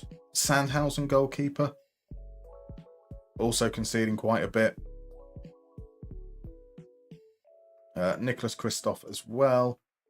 He's denying goals. Right, Nicholas Christoph. Yeah, that I like the look of. Definitely like the look of Nicholas Christoph. I think there's one goalkeeper that stats showed as well. So I think we might have a couple of options there that could be okay, could be decent. So Barrow might be a good one. Another ex-Vitesse player, more of a central midfielder though. Was he in our list there that I scanned past because I didn't know who he was? Is it Mattis Barrow? Mattis Barrow was in our scouting there. Ball-winning midfielder. Potentially playing as an attacking midfielder. Hasn't played enough minutes, which is a bit of a concern. But then we haven't focused. Even limited minutes, that doesn't look promising. But yep, sure, he was on our list. So let's give him a proper look. Right, who've we got here? Possible transfers for someone we know so little about. Played 33 games in the Superliga. Age 9. He's been a regular starter since he was 17. We don't know how much he'll cost. I trust you. Let's trust our director of football. Let's see. Maybe he's unearthed a gem there. Gabriel Isaac here. Swiss League isn't active, but it does reckon that he is quite good at those things. So sure, he is German. Bring him back home would be quite nice. Luizao here for Bochum. Just the 4 games. 40 grand a week. Definitely not someone I'm interested in. Yeah, let's be fair. So look, Marcelka is the ultimate meme player. Like anti-footballer in real life, but a beast in FM. Exactly. Gotta love a little bit of David Selke. And he's been so good for so many years as well. I say that. I haven't used him in FM24. I haven't seen his name come up when doing the Moneyball Clinic stuff, so I don't know if he's finally regressed back to the real life version. Maybe, hopefully. So that was looking at central defenders. Let's look at ball playing defenders. It's a guy called Lonvik. Correct me here. Please do correct. Can't win his tackles, so I'm not interested in that. Garcia McNulty. Played not many minutes, but was playing for Hanover. Is that Hanover or Hanover Reserves? Okay, I like the looks of Anselmo Garcia McNulty. 16.5k per week, probably the higher end that I'd be willing to entertain. So I imagine that if he gets a transfer, he'll want a pay rise, and that might not be all too good for us. Kurtulus been playing as a centre back, Swedish. I'm guessing with a surname like Kurtulus, he's half Turkish. Tackling good. Oh, Augsburg reserves. I've got to pay more attention to that. Let's have a look at the end of contract options. Suggesting, where is Ladislav Almasi found when you need him? Isn't Travis Hicomia a Chelsea youngster? He is a Chelsea youngster.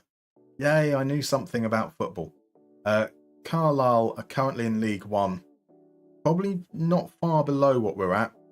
Yeah, let's keep an eye on Comia. Right, so sorry, I do apologize. Saudi are trying to get Rodrigo for 300 million. 140 million a year in wages. That is crazy. That is absolutely obscene. Well, Smithy, Spurs are currently interested in Tamori. Now, that would be interesting. That would be a good signing. Surely that's exactly what the kind of signing you want right now. Carden says, totally agree. Absolute shambles. Still got carried away with it and got my hopes up over Tell. That's fair. That is fair. A lot of decent football analysts on XA isn't great at distribution, but he's a good defender. Worried he may end up like Dragosan, and already stopgap, but painfully poor in build-up and passing in general. That's all right, because you have all your wing backs, your full backs, they invert. He's only ever going to need to pass it like 3 yards to someone who can then do better passing. Maybe. Oh my.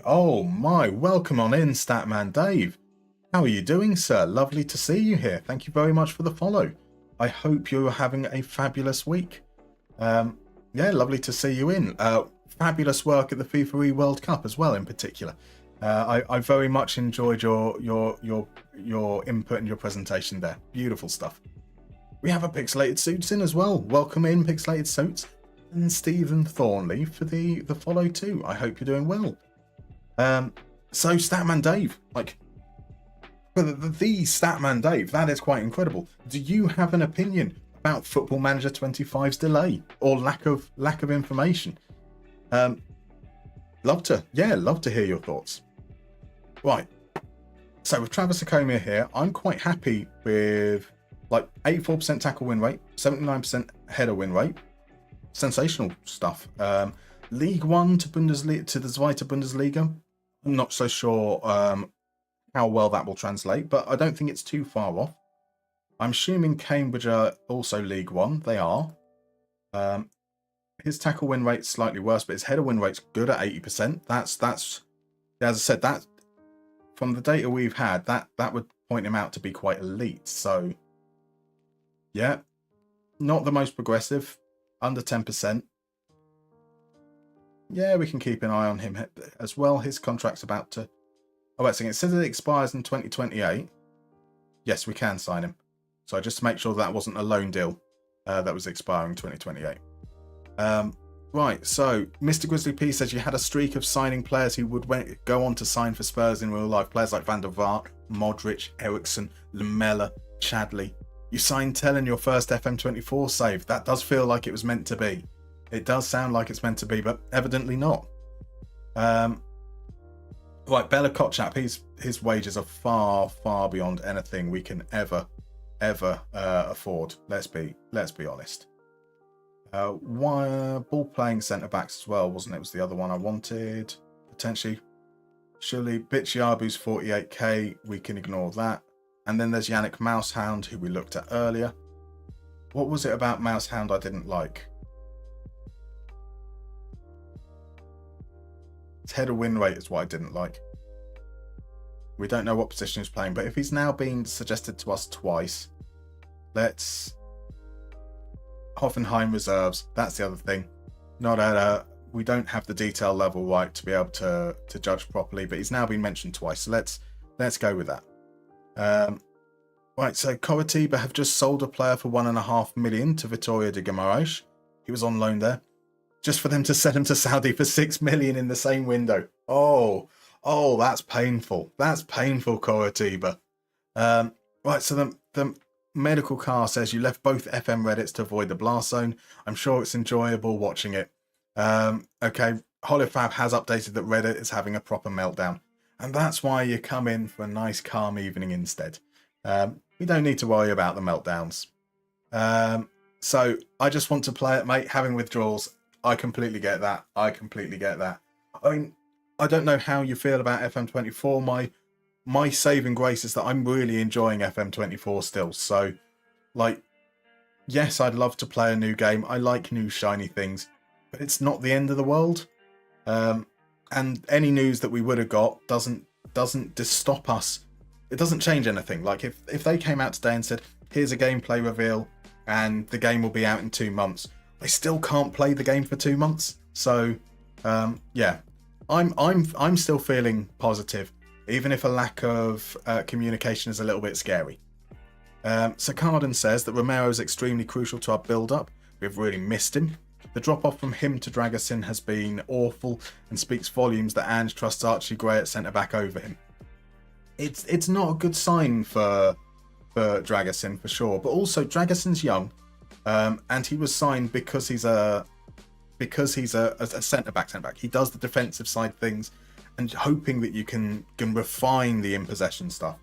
Whereas Archie Gray looks like Archie Gray is doing a wonderful job given the circumstances. So just to be very, very clear, he's handled the task remarkably well.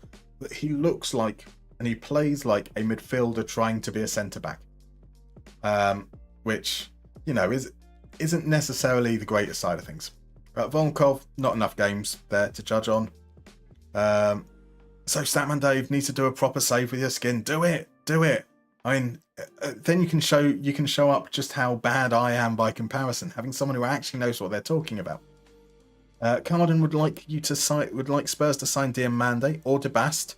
It'll likely end up with a stopgap that gets benched and forced out. I mean, De Bast only moved over the summer, didn't he? Surely De Bast wouldn't be available for some time, I would expect. Right, so Paderborn's right back. Does win his tackles, doesn't help in progression, doesn't create, no interest in Ludwig at all. Benno Schmidt has only played 23 minutes, so that we can ignore. So look at complete wingbacks. That's brought 2 of them up again, and it's also brought us Philip True. Philip True's played at right back and wing back. 631 minutes isn't really enough for us to judge on, but there are some encouraging signs there. Again, above 80% tackle win rate, that's what we would like. Good in terms of expected assists. And not the worst we've seen. Maybe that's you can tell that the pickings seem to be quite slim when I'm going, yeah, I suppose it could be worse. It could be worse, right? So the Welsh Smithy would like Diamande as well. Is it from watching Diamande, or is it the hype around Diamande? He looks really, really good, but it's who was it? It was all the talk in the recent weeks about Kusanov, and obviously you never want to see someone have the opening 10 minutes that Kusanov had. But whilst he looked Kusanov looked like a defender who gets the headlines because he makes some really, really good last-ditch tackles. But when you watch the film, like, his positioning is naive at times. He looks like a very, very young player that people are hyping up because he does the things that people notice. They're not noticing what caused the situation to begin with. So I have high hopes for Kusanov. The growth he's had since moving to France is very, very encouraging.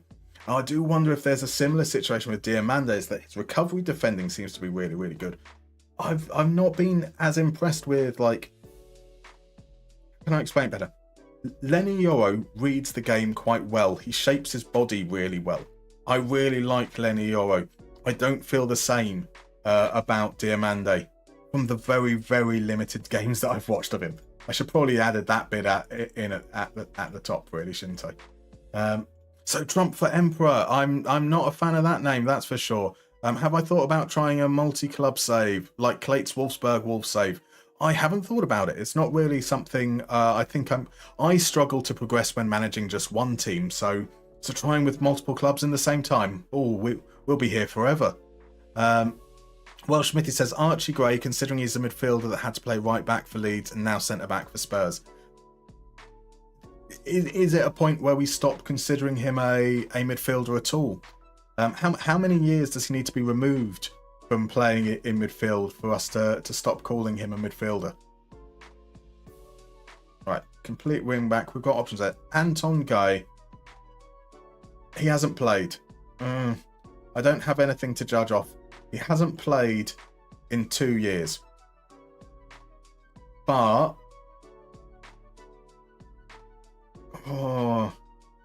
we have nothing to judge off. We will scout, see what they say. Like, I quite liked him in my FM23 save, so I kind of want to see how he gets on. Christian Viet, Santa Clara, on loan from Warwick. Played just over 989 minutes, doesn't win his tackles, doesn't create, doesn't progress the ball enough. No, that's a no. So that's unfair, right? I'm happy to shortlist a player who's given us zero evidence, but I'm dismissing a person that's proven that they're rubbish. It seems a little unfair. Right, Rich has said, by the way, for what it's worth, my own take on the FM25 situation. On a personal level, I'm not bothered.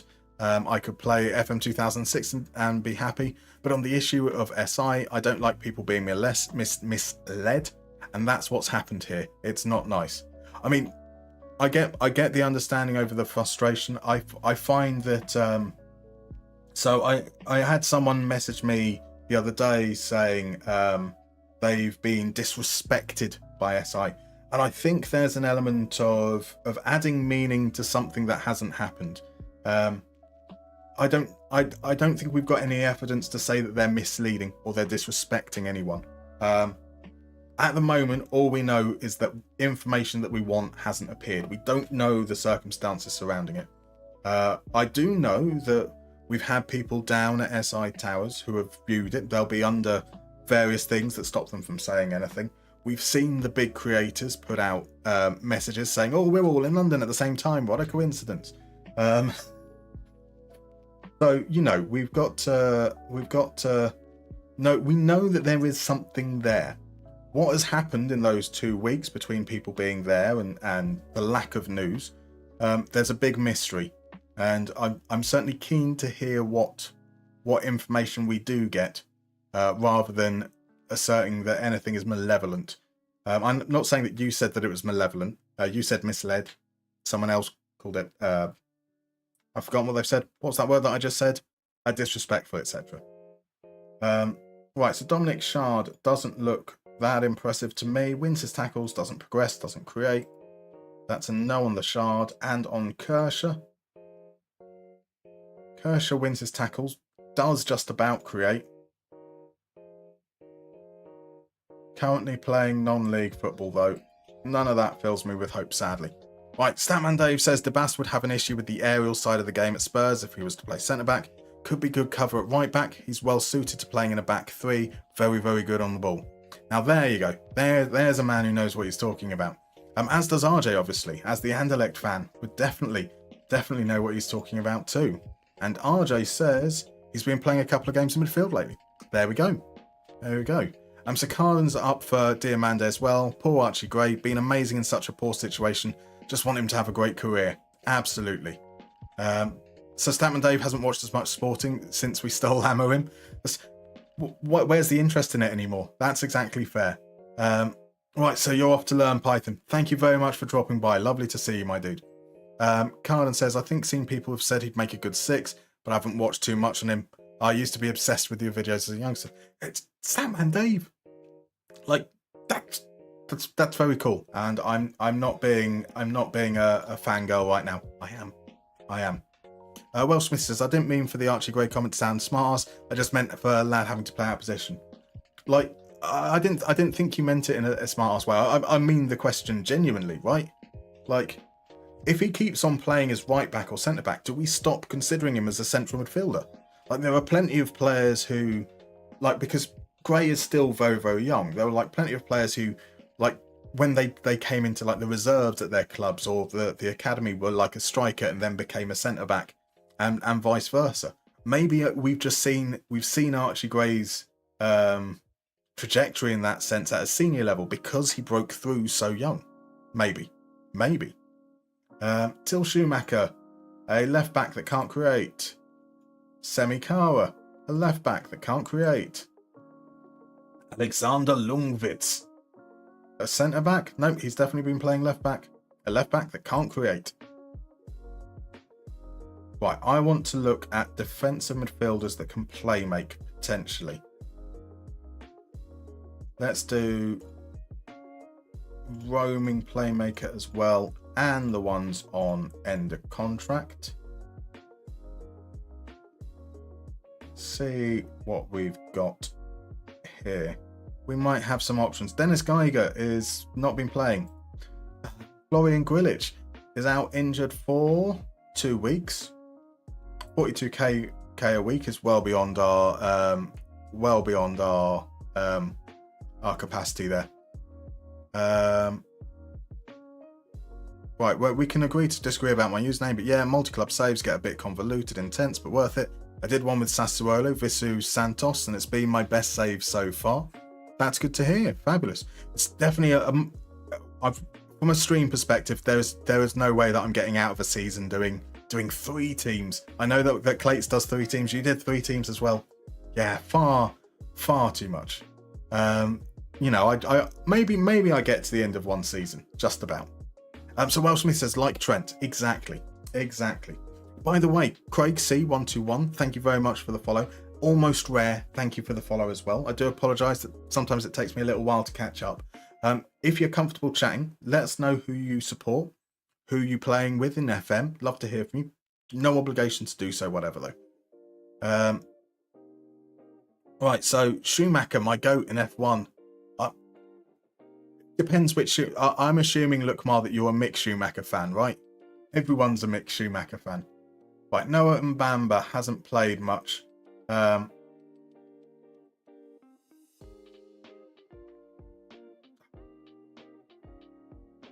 Like, because I know that people think that Noah Mbamba has a good future.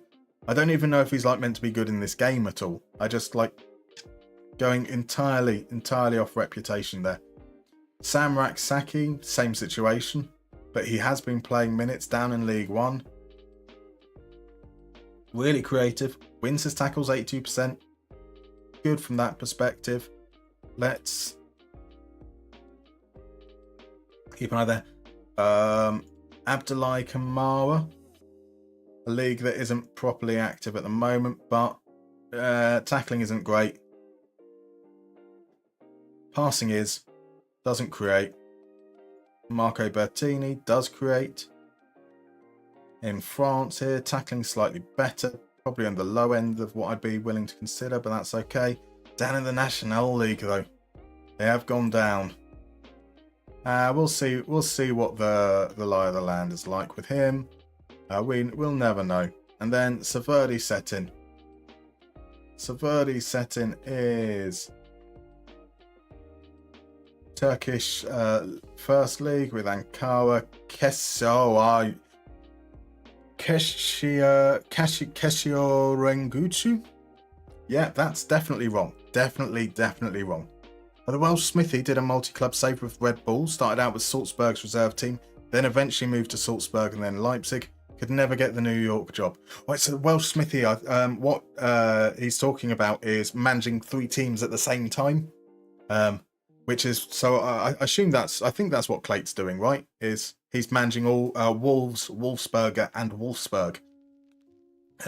Which is an interesting idea. Brazilian Fury's in. Welcome in, sire. How are you? Lovely to see you, my man. How has your week been? Let me do a little bit of that. If you guys aren't following Brazilian Fury, firstly, if you aren't following him and you've been in these streams multiple times, what on earth are you doing?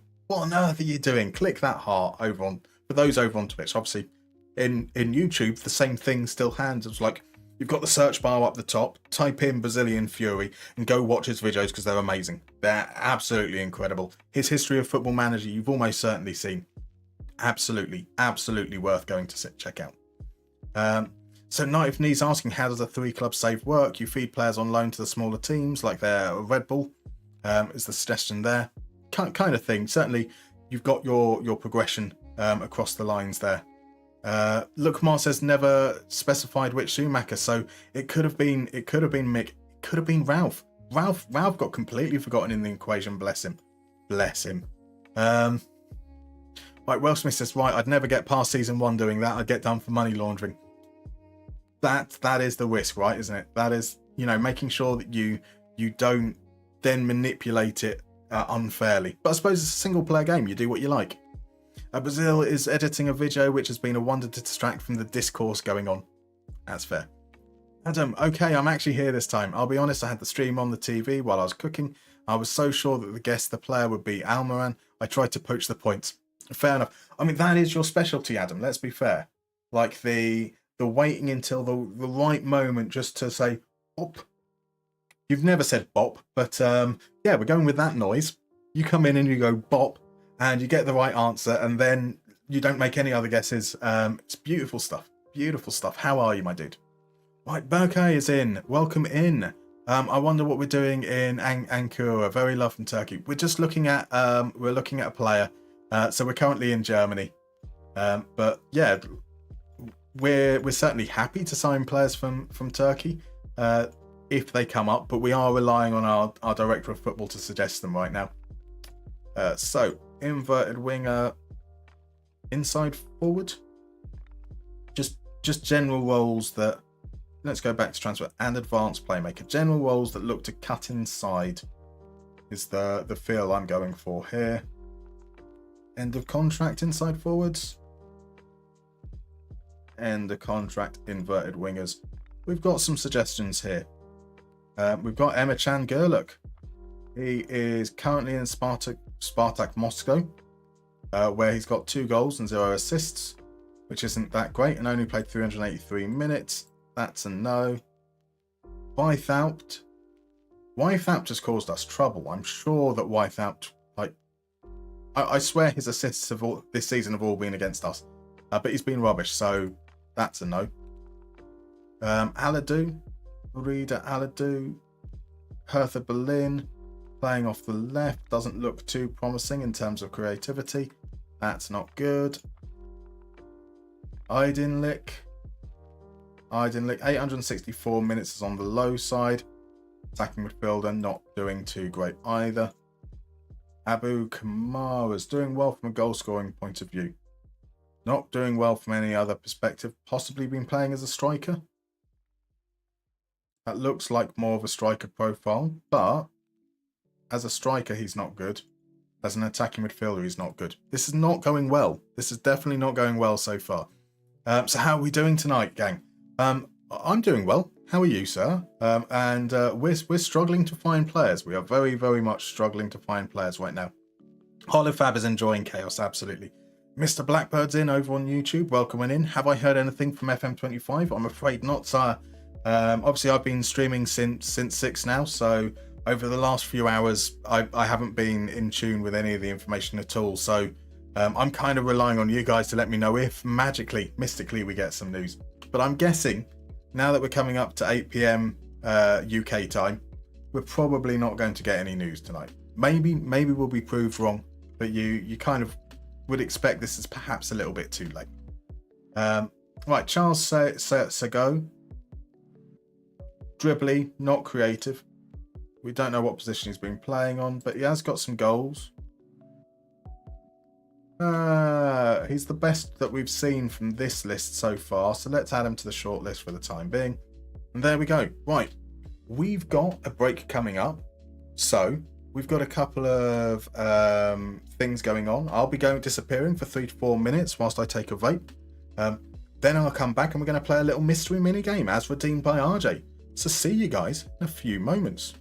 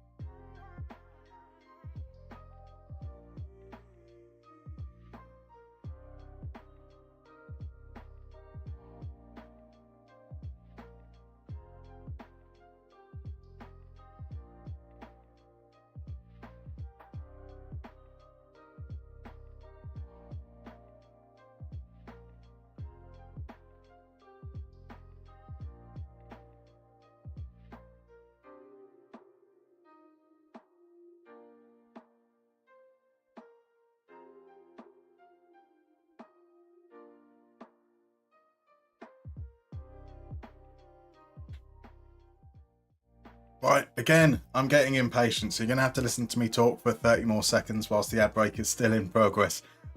So, Berkay, over on YouTube, you've mentioned a couple of players to look up. Just to let you know, the way this save works is we don't have player search available.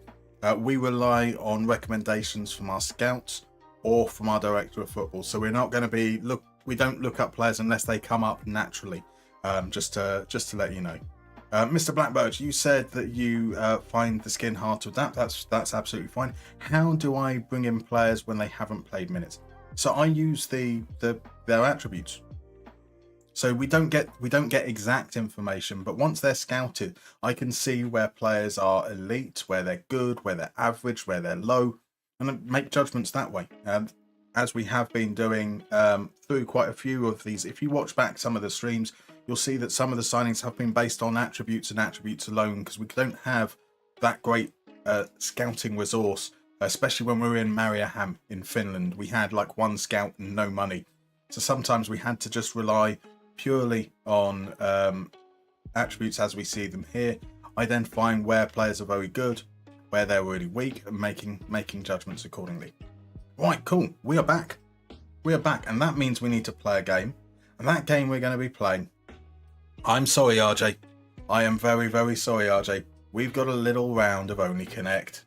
So let's explain how Only Connect works for those who haven't been here before. You're going to see 4 pictures of football players, one after the other. They all have something in common. Your job is to guess what that connection is. The earlier you guess, the more points you get. And those points get you onto that lovely little leaderboard beneath me. Now, the connection might be that they've all played alongside the same player, or they've all played under the same manager at the same club. They all came through the same academy, something like that. It might be something a little bit more abstract, but still football based. It might be like they've all won the Golden Boot, or they all were the top scorer in their respective leagues in 2014 or something like that. Sometimes, most specifically on Fridays, they can be a little bit more abstract than that and might not necessarily have something to do with football at all. For example, we've had a round where all 4 players contained a name of a tree in their surname. And that tends to happen on a Friday. And today's Friday. Now, when I have to set these up and create them, I didn't know that people might be a little bit tetchy because we've had no news. So moving on over to a difficult round of Only Connect might be a little unfair, but let's go for it anyway. Here is the first clue. And naturally, the first step with these games is working out who the player is. So do we recognise this Leeds United player pointing to the sky with a lot of material underneath his arms there? Adam has said that it might be Michael Bridges with a question mark. Crodmo is more certain of it. He doesn't need to question it. He says it is Michael Bridges because it is Michael Bridges indeed. The RJ is going on the shirt. Have they all played with shirts way too large? Quite possibly. Sadly, not the one we're looking for though. So it is one for Rich Sonny says. Is it all people who've played for Sunderland? Sadly, it isn't. Crodmo fan maybe is going for a Cardiff connection. It's not that. So are all the players named after things you can build on city skylines? I love that suggestion. Obviously, you can build bridges. Do you know how annoyed would you be, Adam, if I'm not going to tell you whether you're close or not, but you were really close, but it wasn't in city skylines and it was in another game where you could build bridges, like Minecraft maybe. I assume you can build a bridge in Minecraft. So it's not that, and I'm not that cruel. So Crodmos, are they the 5 youngest Premier League scorers? Well, we've only got 4 players, so no. They all became pundits that focus on data analysis. So that's a fair suggestion. It's not that. Is it Polybridge? Is that a Polybridge? I'm guessing that's a bridge game. What else can you build in Polybridge? Is it the 4 youngest Premier League scorers? It's still not that, unfortunately.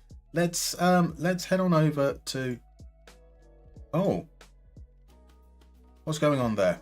There we go. I'd lost control of the thing. Let's move on over to the next one. But Adam's now saying, is it really just bridges? It's not just bridges, I'm afraid. It's not. So they've all returned to a club they played before. That's a fine guess. It's not that, I'm afraid. Is it that they've all played in Australia? It's not, I'm afraid. Is it the 3 youngest Premier League scorers? Sadly not. Mr. Grizzly P is going for best signings for the 98-99 retro saves. Michael Bridges, like that, he had like a 2-year spell where he was incredible. Pardon me. Sadly, it's not.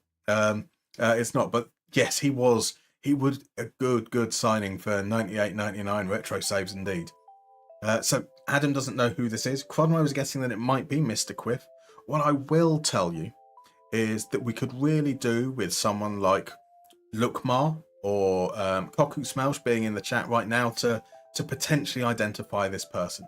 And this person is kind of in here because if you get him, you know who it. You might be able to work out the connection, but the chances of you getting him probably quite questionable. Is it Hans Gruber? It is not Hans Gruber. A fine guess. And not at all worrying that the only German you could think of off the top of your head was a caricature of a German. Right, Bridges PA is about 170 in turn of Millennium DBs. That's crazy. That is crazy. Like I get it. Like it looked like his trajectory was going to be amazing, but it wasn't, unfortunately. So RJ is suggesting that they all have the same name as an NBA player. It's a cool guess because I'm guessing you're going with Mikhail Bridges for Michael Bridges, which is beautiful. I don't know if this person has an NBA name alike, unfortunately. Look, Mars bad at recognizing faces. So let's move on to the next one. Let's see. It's not Cruz's brother, is it, Felix? It's not Felix Cruz, I'm afraid. We've got this guy now. Oh, look at that. Just coming in to help you guys. Save it for you guys. Nick Sprite. Beautiful timing. Has correctly identified that number 2 is Jonas Hoffman. So RJ doesn't know who it is, so it's just guess. Just guess. There's no harm in guessing, is there? So Cromro's correctly identified that our third clue is Tammy Abraham. Revolution Media has correctly identified it's Hoffman as well. Beautiful stuff. Look, Mars ashamed of himself. I mean, if you don't recognise him at like glance, you don't recognise him. It's all good. Right, so they've all got like 26 middle names, like Tammy Abraham. Does Tammy Abraham have a lot of middle names then? I don't know what Michael Bridges' middle names are. I don't know what Jonas Hoffman's middle names are. But they are. That's not that. It's not that. I can tell you that. Nick's needed some time to take your phone. Enjoy your stream on the telly. Fair enough. Bless you. I've got to think about. I need to find a solution for those watching on TV. Interesting. So Tammy Abraham's full name is Kevin Oganetga Tamaraibi Bakumo Abraham. That's a lot of names. That is a lot of names. This is an English professional footballer who plays as a striker for Roma. For AC Milan, sorry, on loan from Roma. The Holifab's going, are they all right-footed? They might well be. MG&G has said that they all share their last name with an actor. That's close. That is so remarkably close. That is so remarkably close. Be more specific. Either way, G&G has definitely got at least 1 point out of this. And yeah, can you be more specific about Michael Bridges, Jonas Hoffman, Tammy Abraham? Cronmo isn't a fan of that. He's like, oh, fuck off. Surely not. Nick's is going to suggest that it might be former presidents. It's not that. Zamhox is maybe they're all actors named Jeff. Jeff Hoffman, Jeff Bridges, Jeff Abraham. Look, Mars gone for Jeff's as well. It isn't Jeff's. Let's reveal the last clue and see if that helps at all. Ironically.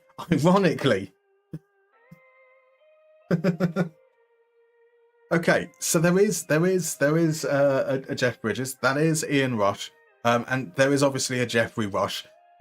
So that doesn't help narrow down the Jeffs. It's not that. So Adam was thinking that the Jonas Hoffman could be something to do with the Jonas Brothers. You can't quite place it. Mr. Grizzly P has said Oscar winners. It is indeed Oscar winners. Incredible. Incredible. There we go. Mr. Grizzly P gets a point. FMGNG gets a bonus point for being so remarkably close. Here's Jeff Bridges, Dustin Hoffman, F. Murray Abraham, and Jeffrey Rush. Now, it's worth pointing out that Jeffrey Rush knows how to spell his name correctly, but I don't remember how to do brackets consistently. I put the actor's name in brackets for the bottom 3 answers, but not for the top one, because I'm an idiot. I'm an absolute idiot, and I've only just noticed. So Night of New thought it might have been bands again. It wasn't, but the Rush connection indeed would have been there. Quadmo doesn't know who these people are. Surely you know who. I would expect you to at least know Dustin Hoffman. Jeffrey Rush was... what was Jeffrey Rush in? Jeffrey Rush was in Pirates of the Caribbean. You know Hoffman, you know Jeff Bridges. Yeah, F. Murray Abraham and Jeffrey Rush. There we go. It's time to watch some films, Quadmo. Probably time to.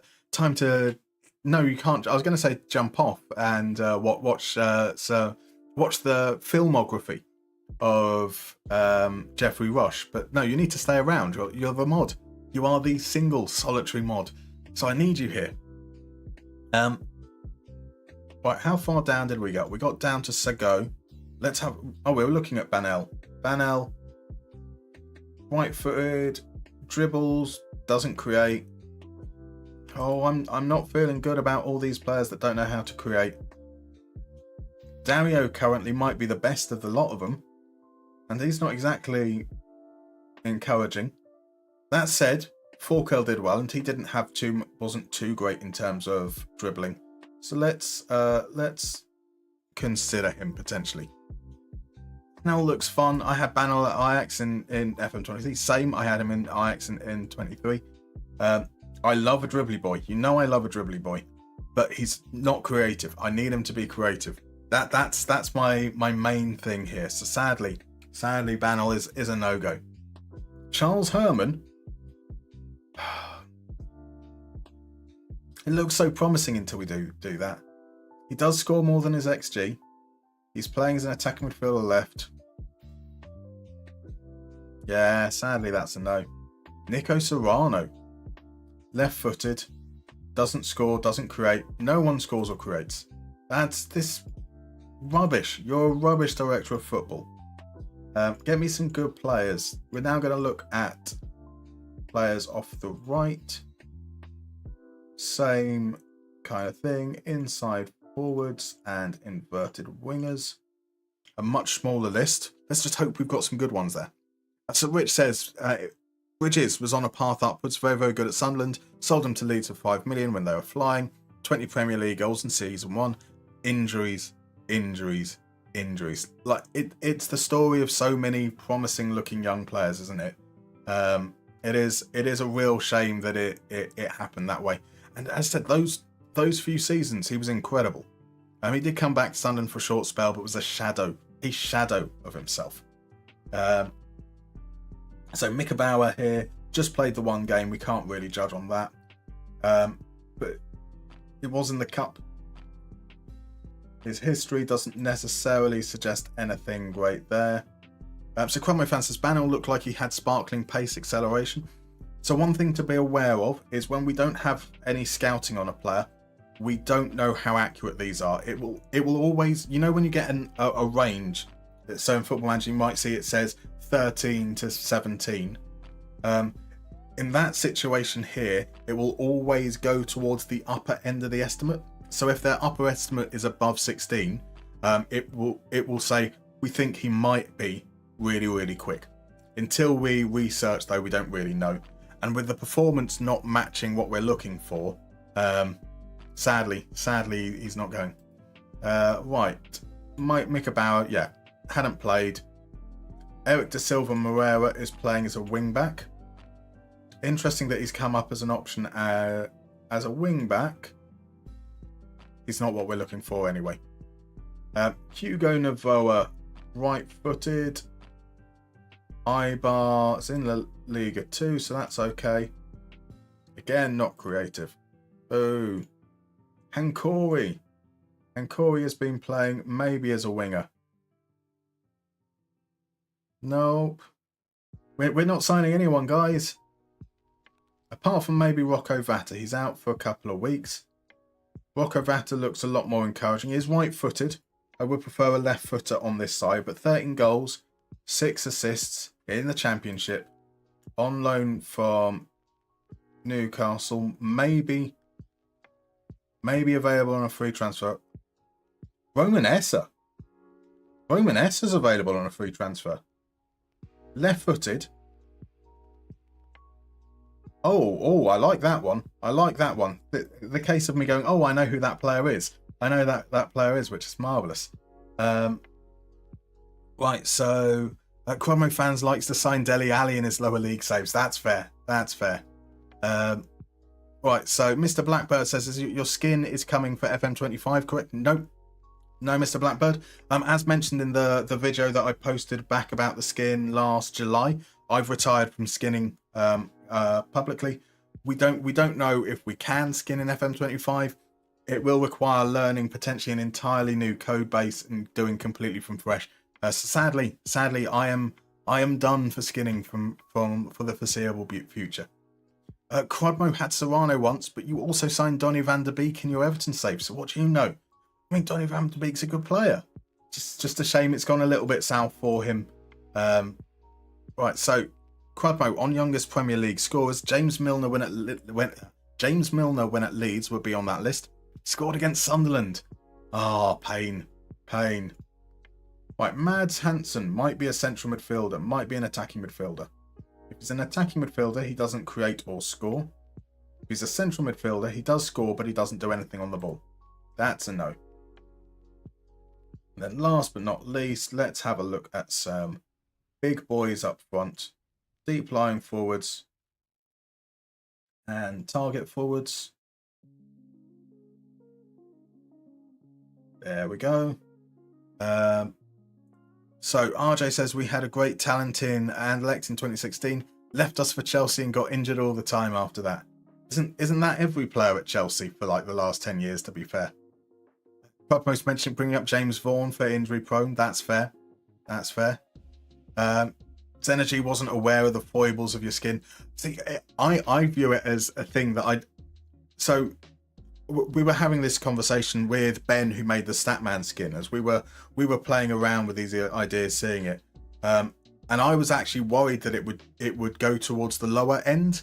I like the idea that my scouts are always overestimating rather than my scouts always underestimating, if that makes sense. So RJ was talking about Charlie Musonda. It's not the statistics! It's not the statistics! You tell me, how do you measure somebody that could balance a balloon in a wind tunnel on a needle?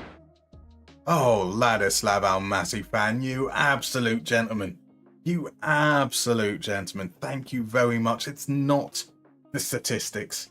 It's not the statistics. We haven't heard that for a while. Have we heard that this evening? No, because it was before.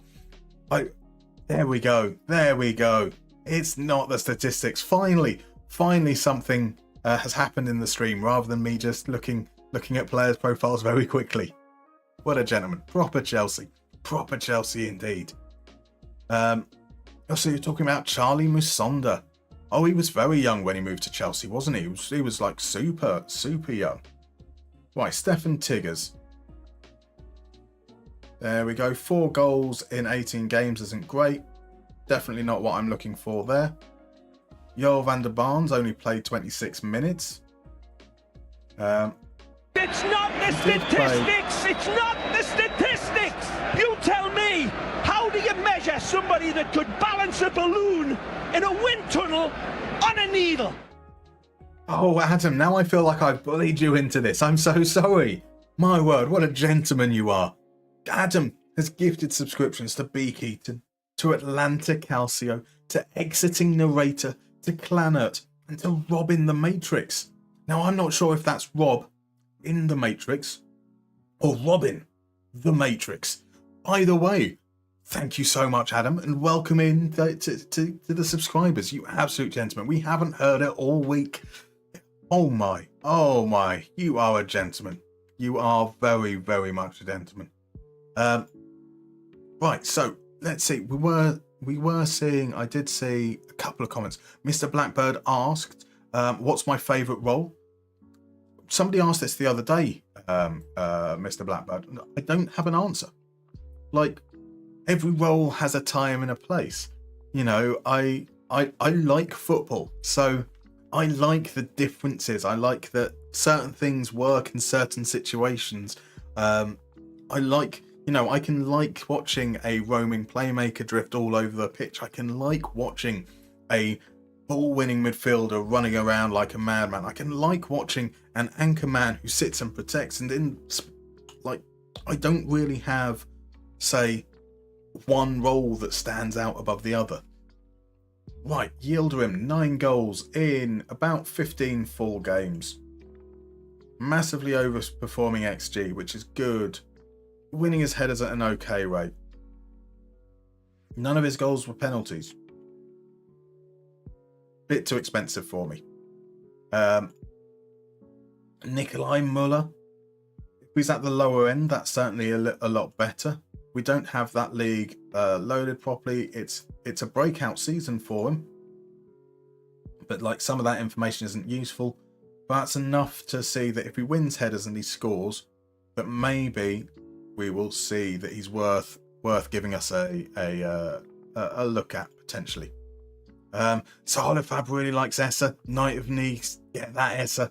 Like, he obviously he's just scored on his debut here for Crystal Palace in the Premier League, so he's kind of the hot talk. But yeah, I like the idea of Essa. Johannes Egerstein.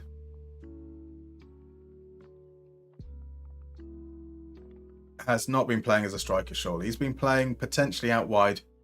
10 goal contributions isn't particularly impressive from 37 games. But he might be good. He might be good. Like, if he's been playing as an attacking midfielder, he looks rubbish. If he's been playing as a striker, he looks rubbish at the things that matter. So that's sadly a no. Holofab calls him even a throwback. Indeed. A well-known player. So Azaka 0213 just said, SA, who joined Crystal Palace this winter, just scored against Brentford last week on his debut, for your information. I do apologise that I'm behind on the chat, but exactly that. That's exactly the reason why it made me go, ooh. Right, Eliza Mayenda, a striker here currently at Sunderland, outscoring his XG, dribbling, winning his headers. 2 of his goals are penalties. A lot of substitute appearances. But only 1,000 minutes. That's like 9, 10, 11, 12, roughly 12 games. Yeah, I think he's worth keeping an eye on. Jamie Donnelly hasn't really broken through. No goals to talk about. We will pass on that. Alvaro Jimenez, under 900 minutes, a little bit on the low side as far as I'm concerned. Playing for Ponferradina, so yeah, too low a standard as well. Luca Barata hasn't played. If he can't get a game for Hansa Rostock, I doubt he's going to get a game for us. Bruno Mazza, a new gen. Played, that's about 20 games and scored 5 goals, 2 assists. Like, he might well become a very good player in the end. But generally speaking, there's nothing from his loan so far to suggest that he's right for us right now. So where are the Dilfs tonight, by the way? Or are we done with that bit? Good memory. We should have pointed out that Friday is for Dilfs. So look, Mar, I used to be a high pressing, high defensive line, thinking that was basically the only best way to set up your tactics. But recently I've come to enjoy and have success with a low block and countering the shit out of the Premier League. Can't recommend it enough. It's good fun. Like, obviously, I'm an ideas man, right? I like the idea of football and trying out different things. Sometimes more than the results.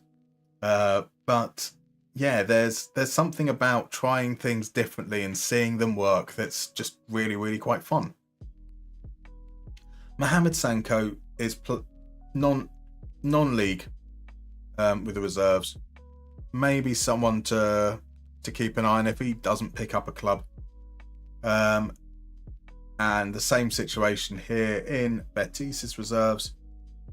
We've not had a great smattering of players. Let's have a look at what our shortlist looks like. We've got 38 players here. Let's go and get these guys scouted. See what comes back. I think so. From what I remember, I liked Sauter and I liked Christoph as goalkeepers. I liked McNulty as a defender. I liked Naka as a defensive midfielder. I quite liked Akamea. There's one for you, Ladislav Almasi. Travis Akamea has come up on our scout list there, which kind of interesting. Obermeyer, I didn't mind the look of. That could be someone quite interesting. Defensive midfielders, I feel a little bit blind with. Raksaki looked okay. Alex Garrido, former Barcelona youngster, so maybe some hope there. I'm keen to see what the feedback is on Kanga. Esser's going to be our man. Esser's going to be our man. I hope that Esser is going to be our man. That would be quite fun. Right, so are we being told to rob within the Matrix for robbing the Matrix? Quite possibly. Right, so Ladislav Almasi was in the stadium when he scored his one and only Chelsea goal. That's quite cool. That is very, very cool. But having said all that, his favourite role is trequartista. I do like a trequartista. We might have a little bit of trequartista action coming up in the not too distant future with next week's video. And it might be amazing. Or I'm just leading you on. You never know. So Holofab says my ender is quite expensive though. He is. We'll see. I don't think we're going to take any strikers, to be honest. But if we end up bringing in a striker, it's because Wilhelmsen would have been sold. With the Saudis circling, I think we might get a significant amount of money. Maybe. Right, our budget is 5 million. That's okay. Our wage is 50 grand a week. That's not bad. That's not too bad. We've got some things we can do with it. We'll see what comes through with the scouting and hopefully pick up a nice piece or two. So tell you who gave me a flashback the other day. Ida Valanta. There is a throwback. There absolutely is a throwback, isn't it? Right. Oh, we have a player lookout. It's El Norby. Welcome in, El Norby again. I did say hello to you whilst you're over on YouTube before. I've just remembered. All apologies.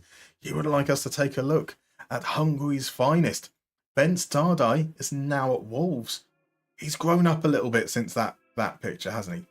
We don't know exactly where he's been playing, so we will look that in a moment. So he started at Hertha in the Zweite Bundesliga. First season, didn't play much. Second season, 8 goals, 4 assists isn't bad. Started to become a regular. And that fired Hertha into the Bundesliga. Where, again, okay, solid, not great, but he's still young. But won him a 27 million euro move to Wolves. And he's gone from Bundesliga, where he wasn't quite getting it, just ready to make that move. He was willing to, he took that step up. The Premier League's evidently got something a little extra out of him. 7 goals, 8 assists in 32 games. At what, he would have been 20 when he moved? Not quite as well this season, but not bad. Not bad at all. And it looks very much like he's been playing as a central attacking midfielder who tends to dribble less. More involved in the defensive side of the game from the looks of things. Let's just confirm where he's been playing. Looks like at the tip of the diamond.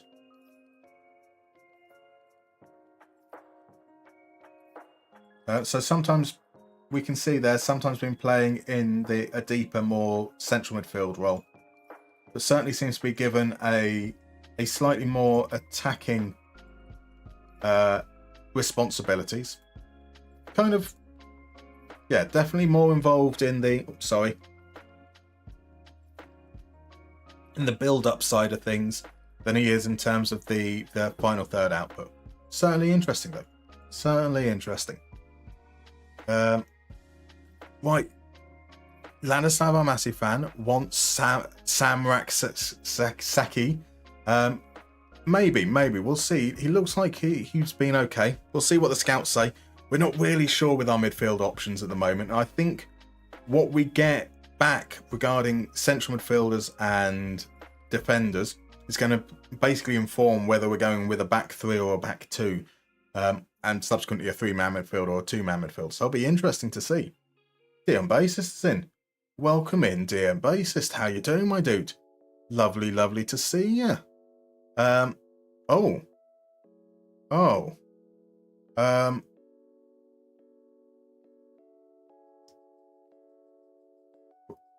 End of next season, right? Let's go. So we've just finished the 27-28 season, right? Then end of next season here will be the 28-29 season. They don't expect me to get automatic promotion next season. We said automatic promotion next season as part of our agreement to join the club. And they're not saying it until the 29-30 season. They've given us an extra year. They saw us rise up the table 10 places from when we took over. And they've said, nah, we don't believe you can do it, but that's all right. We trust you for some reason. That'll do. Interesting. I mean, sure, yeah, I'm on board with that. Yeah, make my life easier. I'm not going to complain whatsoever. Right, so Bam, welcome in. Thank you for the hydrate. Gonna lurk and do my own admin. 4th season with Roma. Fabulous. So Desit Verici asks, is Wilhelmsen still in the squad? He is indeed. For however long until someone tries to buy him. Our end of season team meeting. We'll just say hello, goodbye. Injury wise, nothing major. Ooh, a training camp. We can go to Austria, or we could go to Austria, or we could go to Austria, or we could go to Austria, or Germany. I'm guessing we go to Austria. Let's go to Tyrol. There we go. Not exactly the most important decision to make. So Democracy Spreader says, man can't make a skin for a game he doesn't have his hands on yet. Skins definitely can't be taken forward from FM24 when the engine and code base is changing. Exactly. Now, I assume that in due course on the new platform, you will be able to skin going forward as well. We don't know if that's going to be a possibility when the game is first released. That's kind of like secondary support needs, really. Yeah, it's going to probably be a little bit of a while before you see mods for the game under the new engine, because people will have to learn, and that will be for anything. That might be for like stadium packs and face packs and all that malarkey as well. Right, so Ito's left, that's fine. Atlas Ooster, they've now started describing him as a playmaker, which is good because I didn't think he was a striker. He's going to turn 16 soon. So let's get him up. I really like the look of Ooster. I think he can contribute for us straight away. Bold statement. So DM Bassist, I'm going to be around as much as possible. We are doing the important and very adult task of opening and sorting my Pokemon cards. That is understandable. A very, very important. Very, very important task. Understandable. Take your time as well, Smithy. Exactly. So, heard Austria is nice this time of year. It is. Nah, don't go to Austria. Go to Austria indeed. Salzburg is nice. Oh, nice is too much for us. Max asks, do I think we'll get FM25 news tonight? Tonight? No, I don't think we will. We've It's now 8:30 p.m. Unless it's already out there and it's been released whilst I've been streaming, and I don't know. It does seem a little bit too late, you would expect, given that the majority of the staff are UK based. So Charlie T, hi Muster, any tips on completely rebuilding the squad? My tips are watch my videos.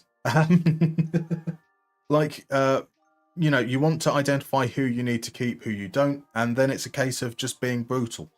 There was such a thing as the sunk cost fallacy, that when you spend money on something, you kind of feel like you need to stick with it because you've spent money on it.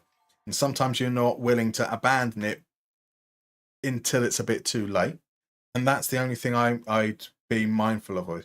Say you bought a player, or the team bought a player before you even arrived for like 10 million euros, and he's now only worth 5 million euros, and you feel like you've got to keep him because making a loss 1 year down the line isn't worth it. But if he's been rubbish, get rid of him. Better to get rid of him, get whatever money you can, and reinvest into someone that's actually going to fit your plans.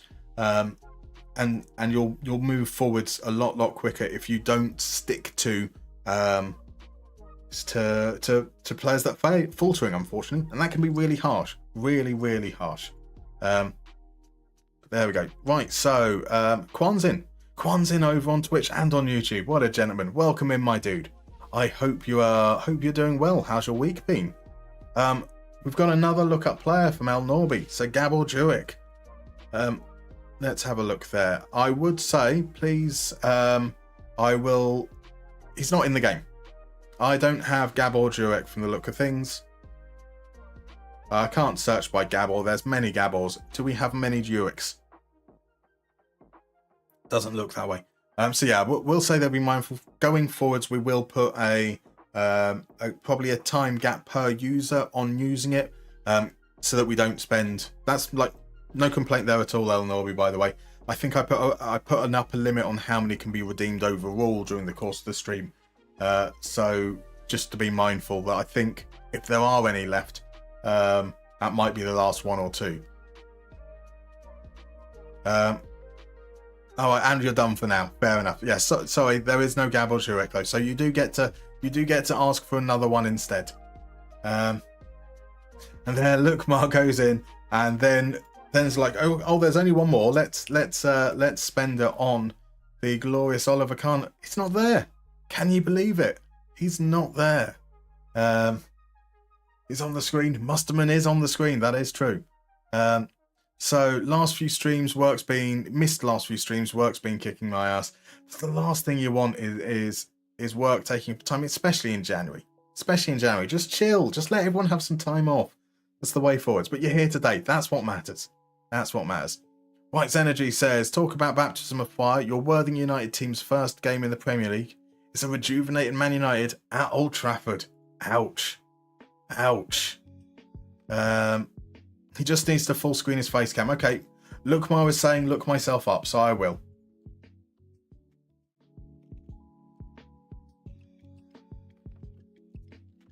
Oliver Kahn's an ugly motherfucker. Sorry, lock yourself up. That's fair.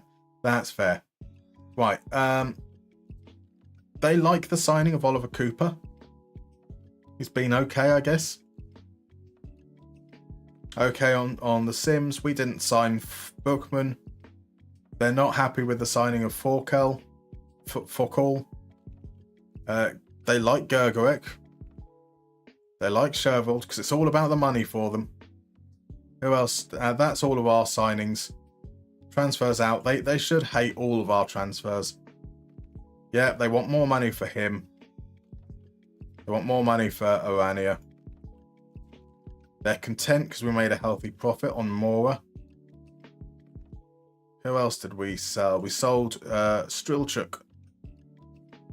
Yeah, Cardona. Content.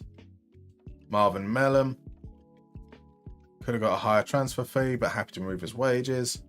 Content with the loss of Manu, Sire, and all these nobodies. None of that stuff matters. My eyes, they are burning. Indeed. Indeed. I'm doing physical comedy now. Look, it's the lowest form of comedy, and that's about my standard, let's be honest. Technically, I look down, not up. Well, I can't see myself if I look up, though, can I? If I'm going to look myself up, I'd have to... Oh, God, would I have to handstand? That's not happening. That's not going to happen. Career stats. Game 0, goals 0, assists 0. Exactly. Exactly. I mean, Khan didn't scare defenders shitless because of his pretty teeth and brooding eyes. I mean, yeah, I was being honest, let's be fair. I was being as brutally honest for both Oliver Kahn and myself. Yeah, they're happy with our league performance. We weren't in charge in the cup.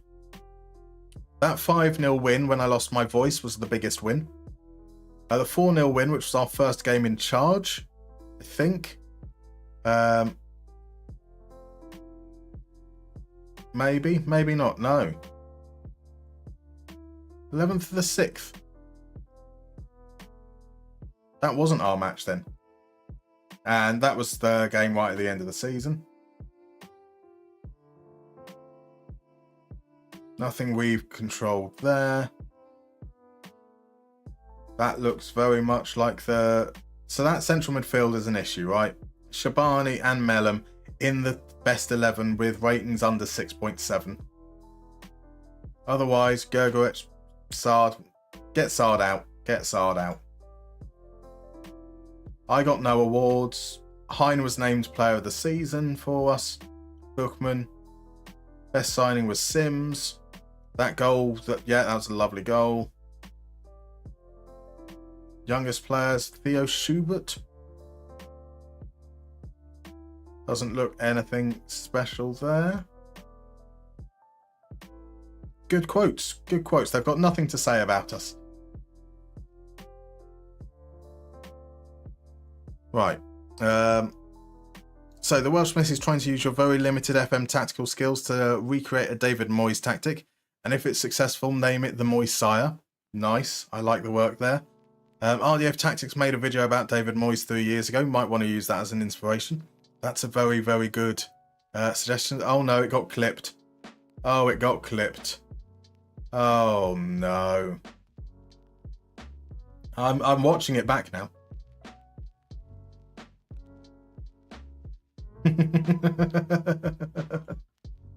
Fair play. Fair play. Right, that's me getting cancelled. We could use that as your dating profile. I mean, what an awful dating profile that would be when you're the best thing you can use, the way that you're putting yourself out there in the world is saying, look at this weird fucker playing video games in his 30s, late 30s. Someone send it to Oliver Kahn, please. Thanks. Oh, he would like. I wouldn't be able to come into Germany. Like, Oliver Kahn is a man who has a vendetta. I'm pretty certain that he would he would get wind of it. He'd then check, like, have a tracker to find out if this person ever turned up in Germany, and then, like, when you land, you step off the plane, he would just be there to, like, karate kick you in the face. I don't want to upset Oliver Kahn anymore, but he is clearly a psychopath that shouldn't be trusted. Oliver Kahn, I don't trust you. Late 30s, you don't look a day over 30. Oh, Ladislav Almasi fan. What a gent. I mean, I know you're lying, but thank you. Nicholas Sauter. I like the look of Nicholas Sauter.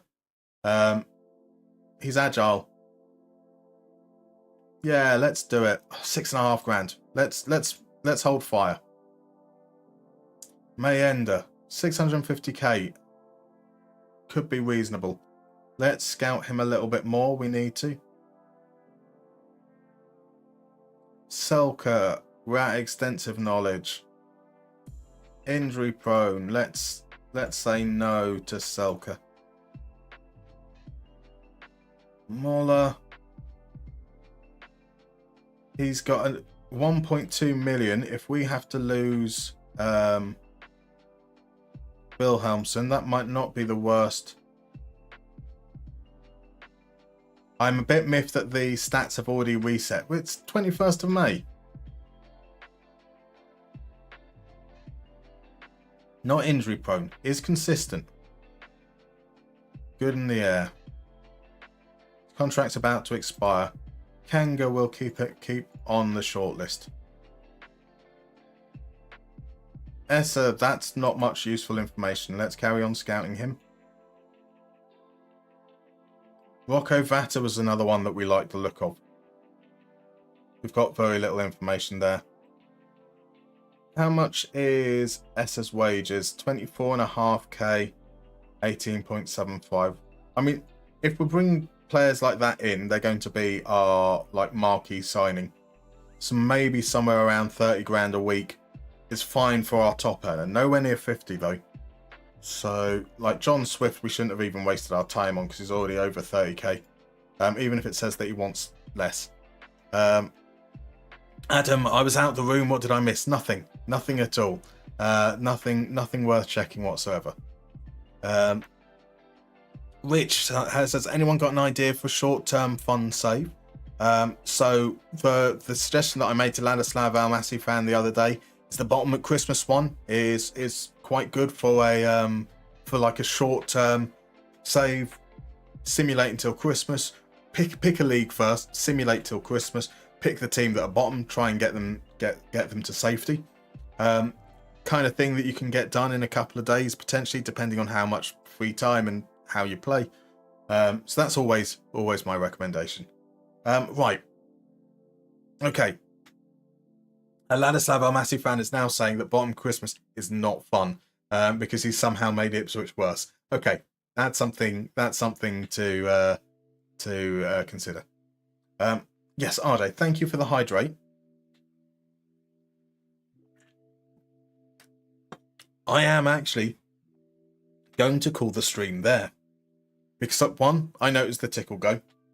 Two, we've got an ad coming up in a few moments, and I don't want to have an ad and then call the stream because that just feels like a really, really dick move to do. But yeah, I'm starting to feel it tickle. We're going to be back on Sunday morning for a little bit of civilization. A lot of stress on the word civil because we're all lovely and wonderful here. So we're going to raid out. For those over on YouTube, if you fancy coming along over to Twitch, we're going to raid out to Tony Jameson, see how he's getting on with this Jameson's challenge, currently with guest streamer Leluja joining him. But if not, so YouTube, the Civ streams are Twitch only. We'll be back on Monday evening with Darmstadt. So thank you very much for tuning in.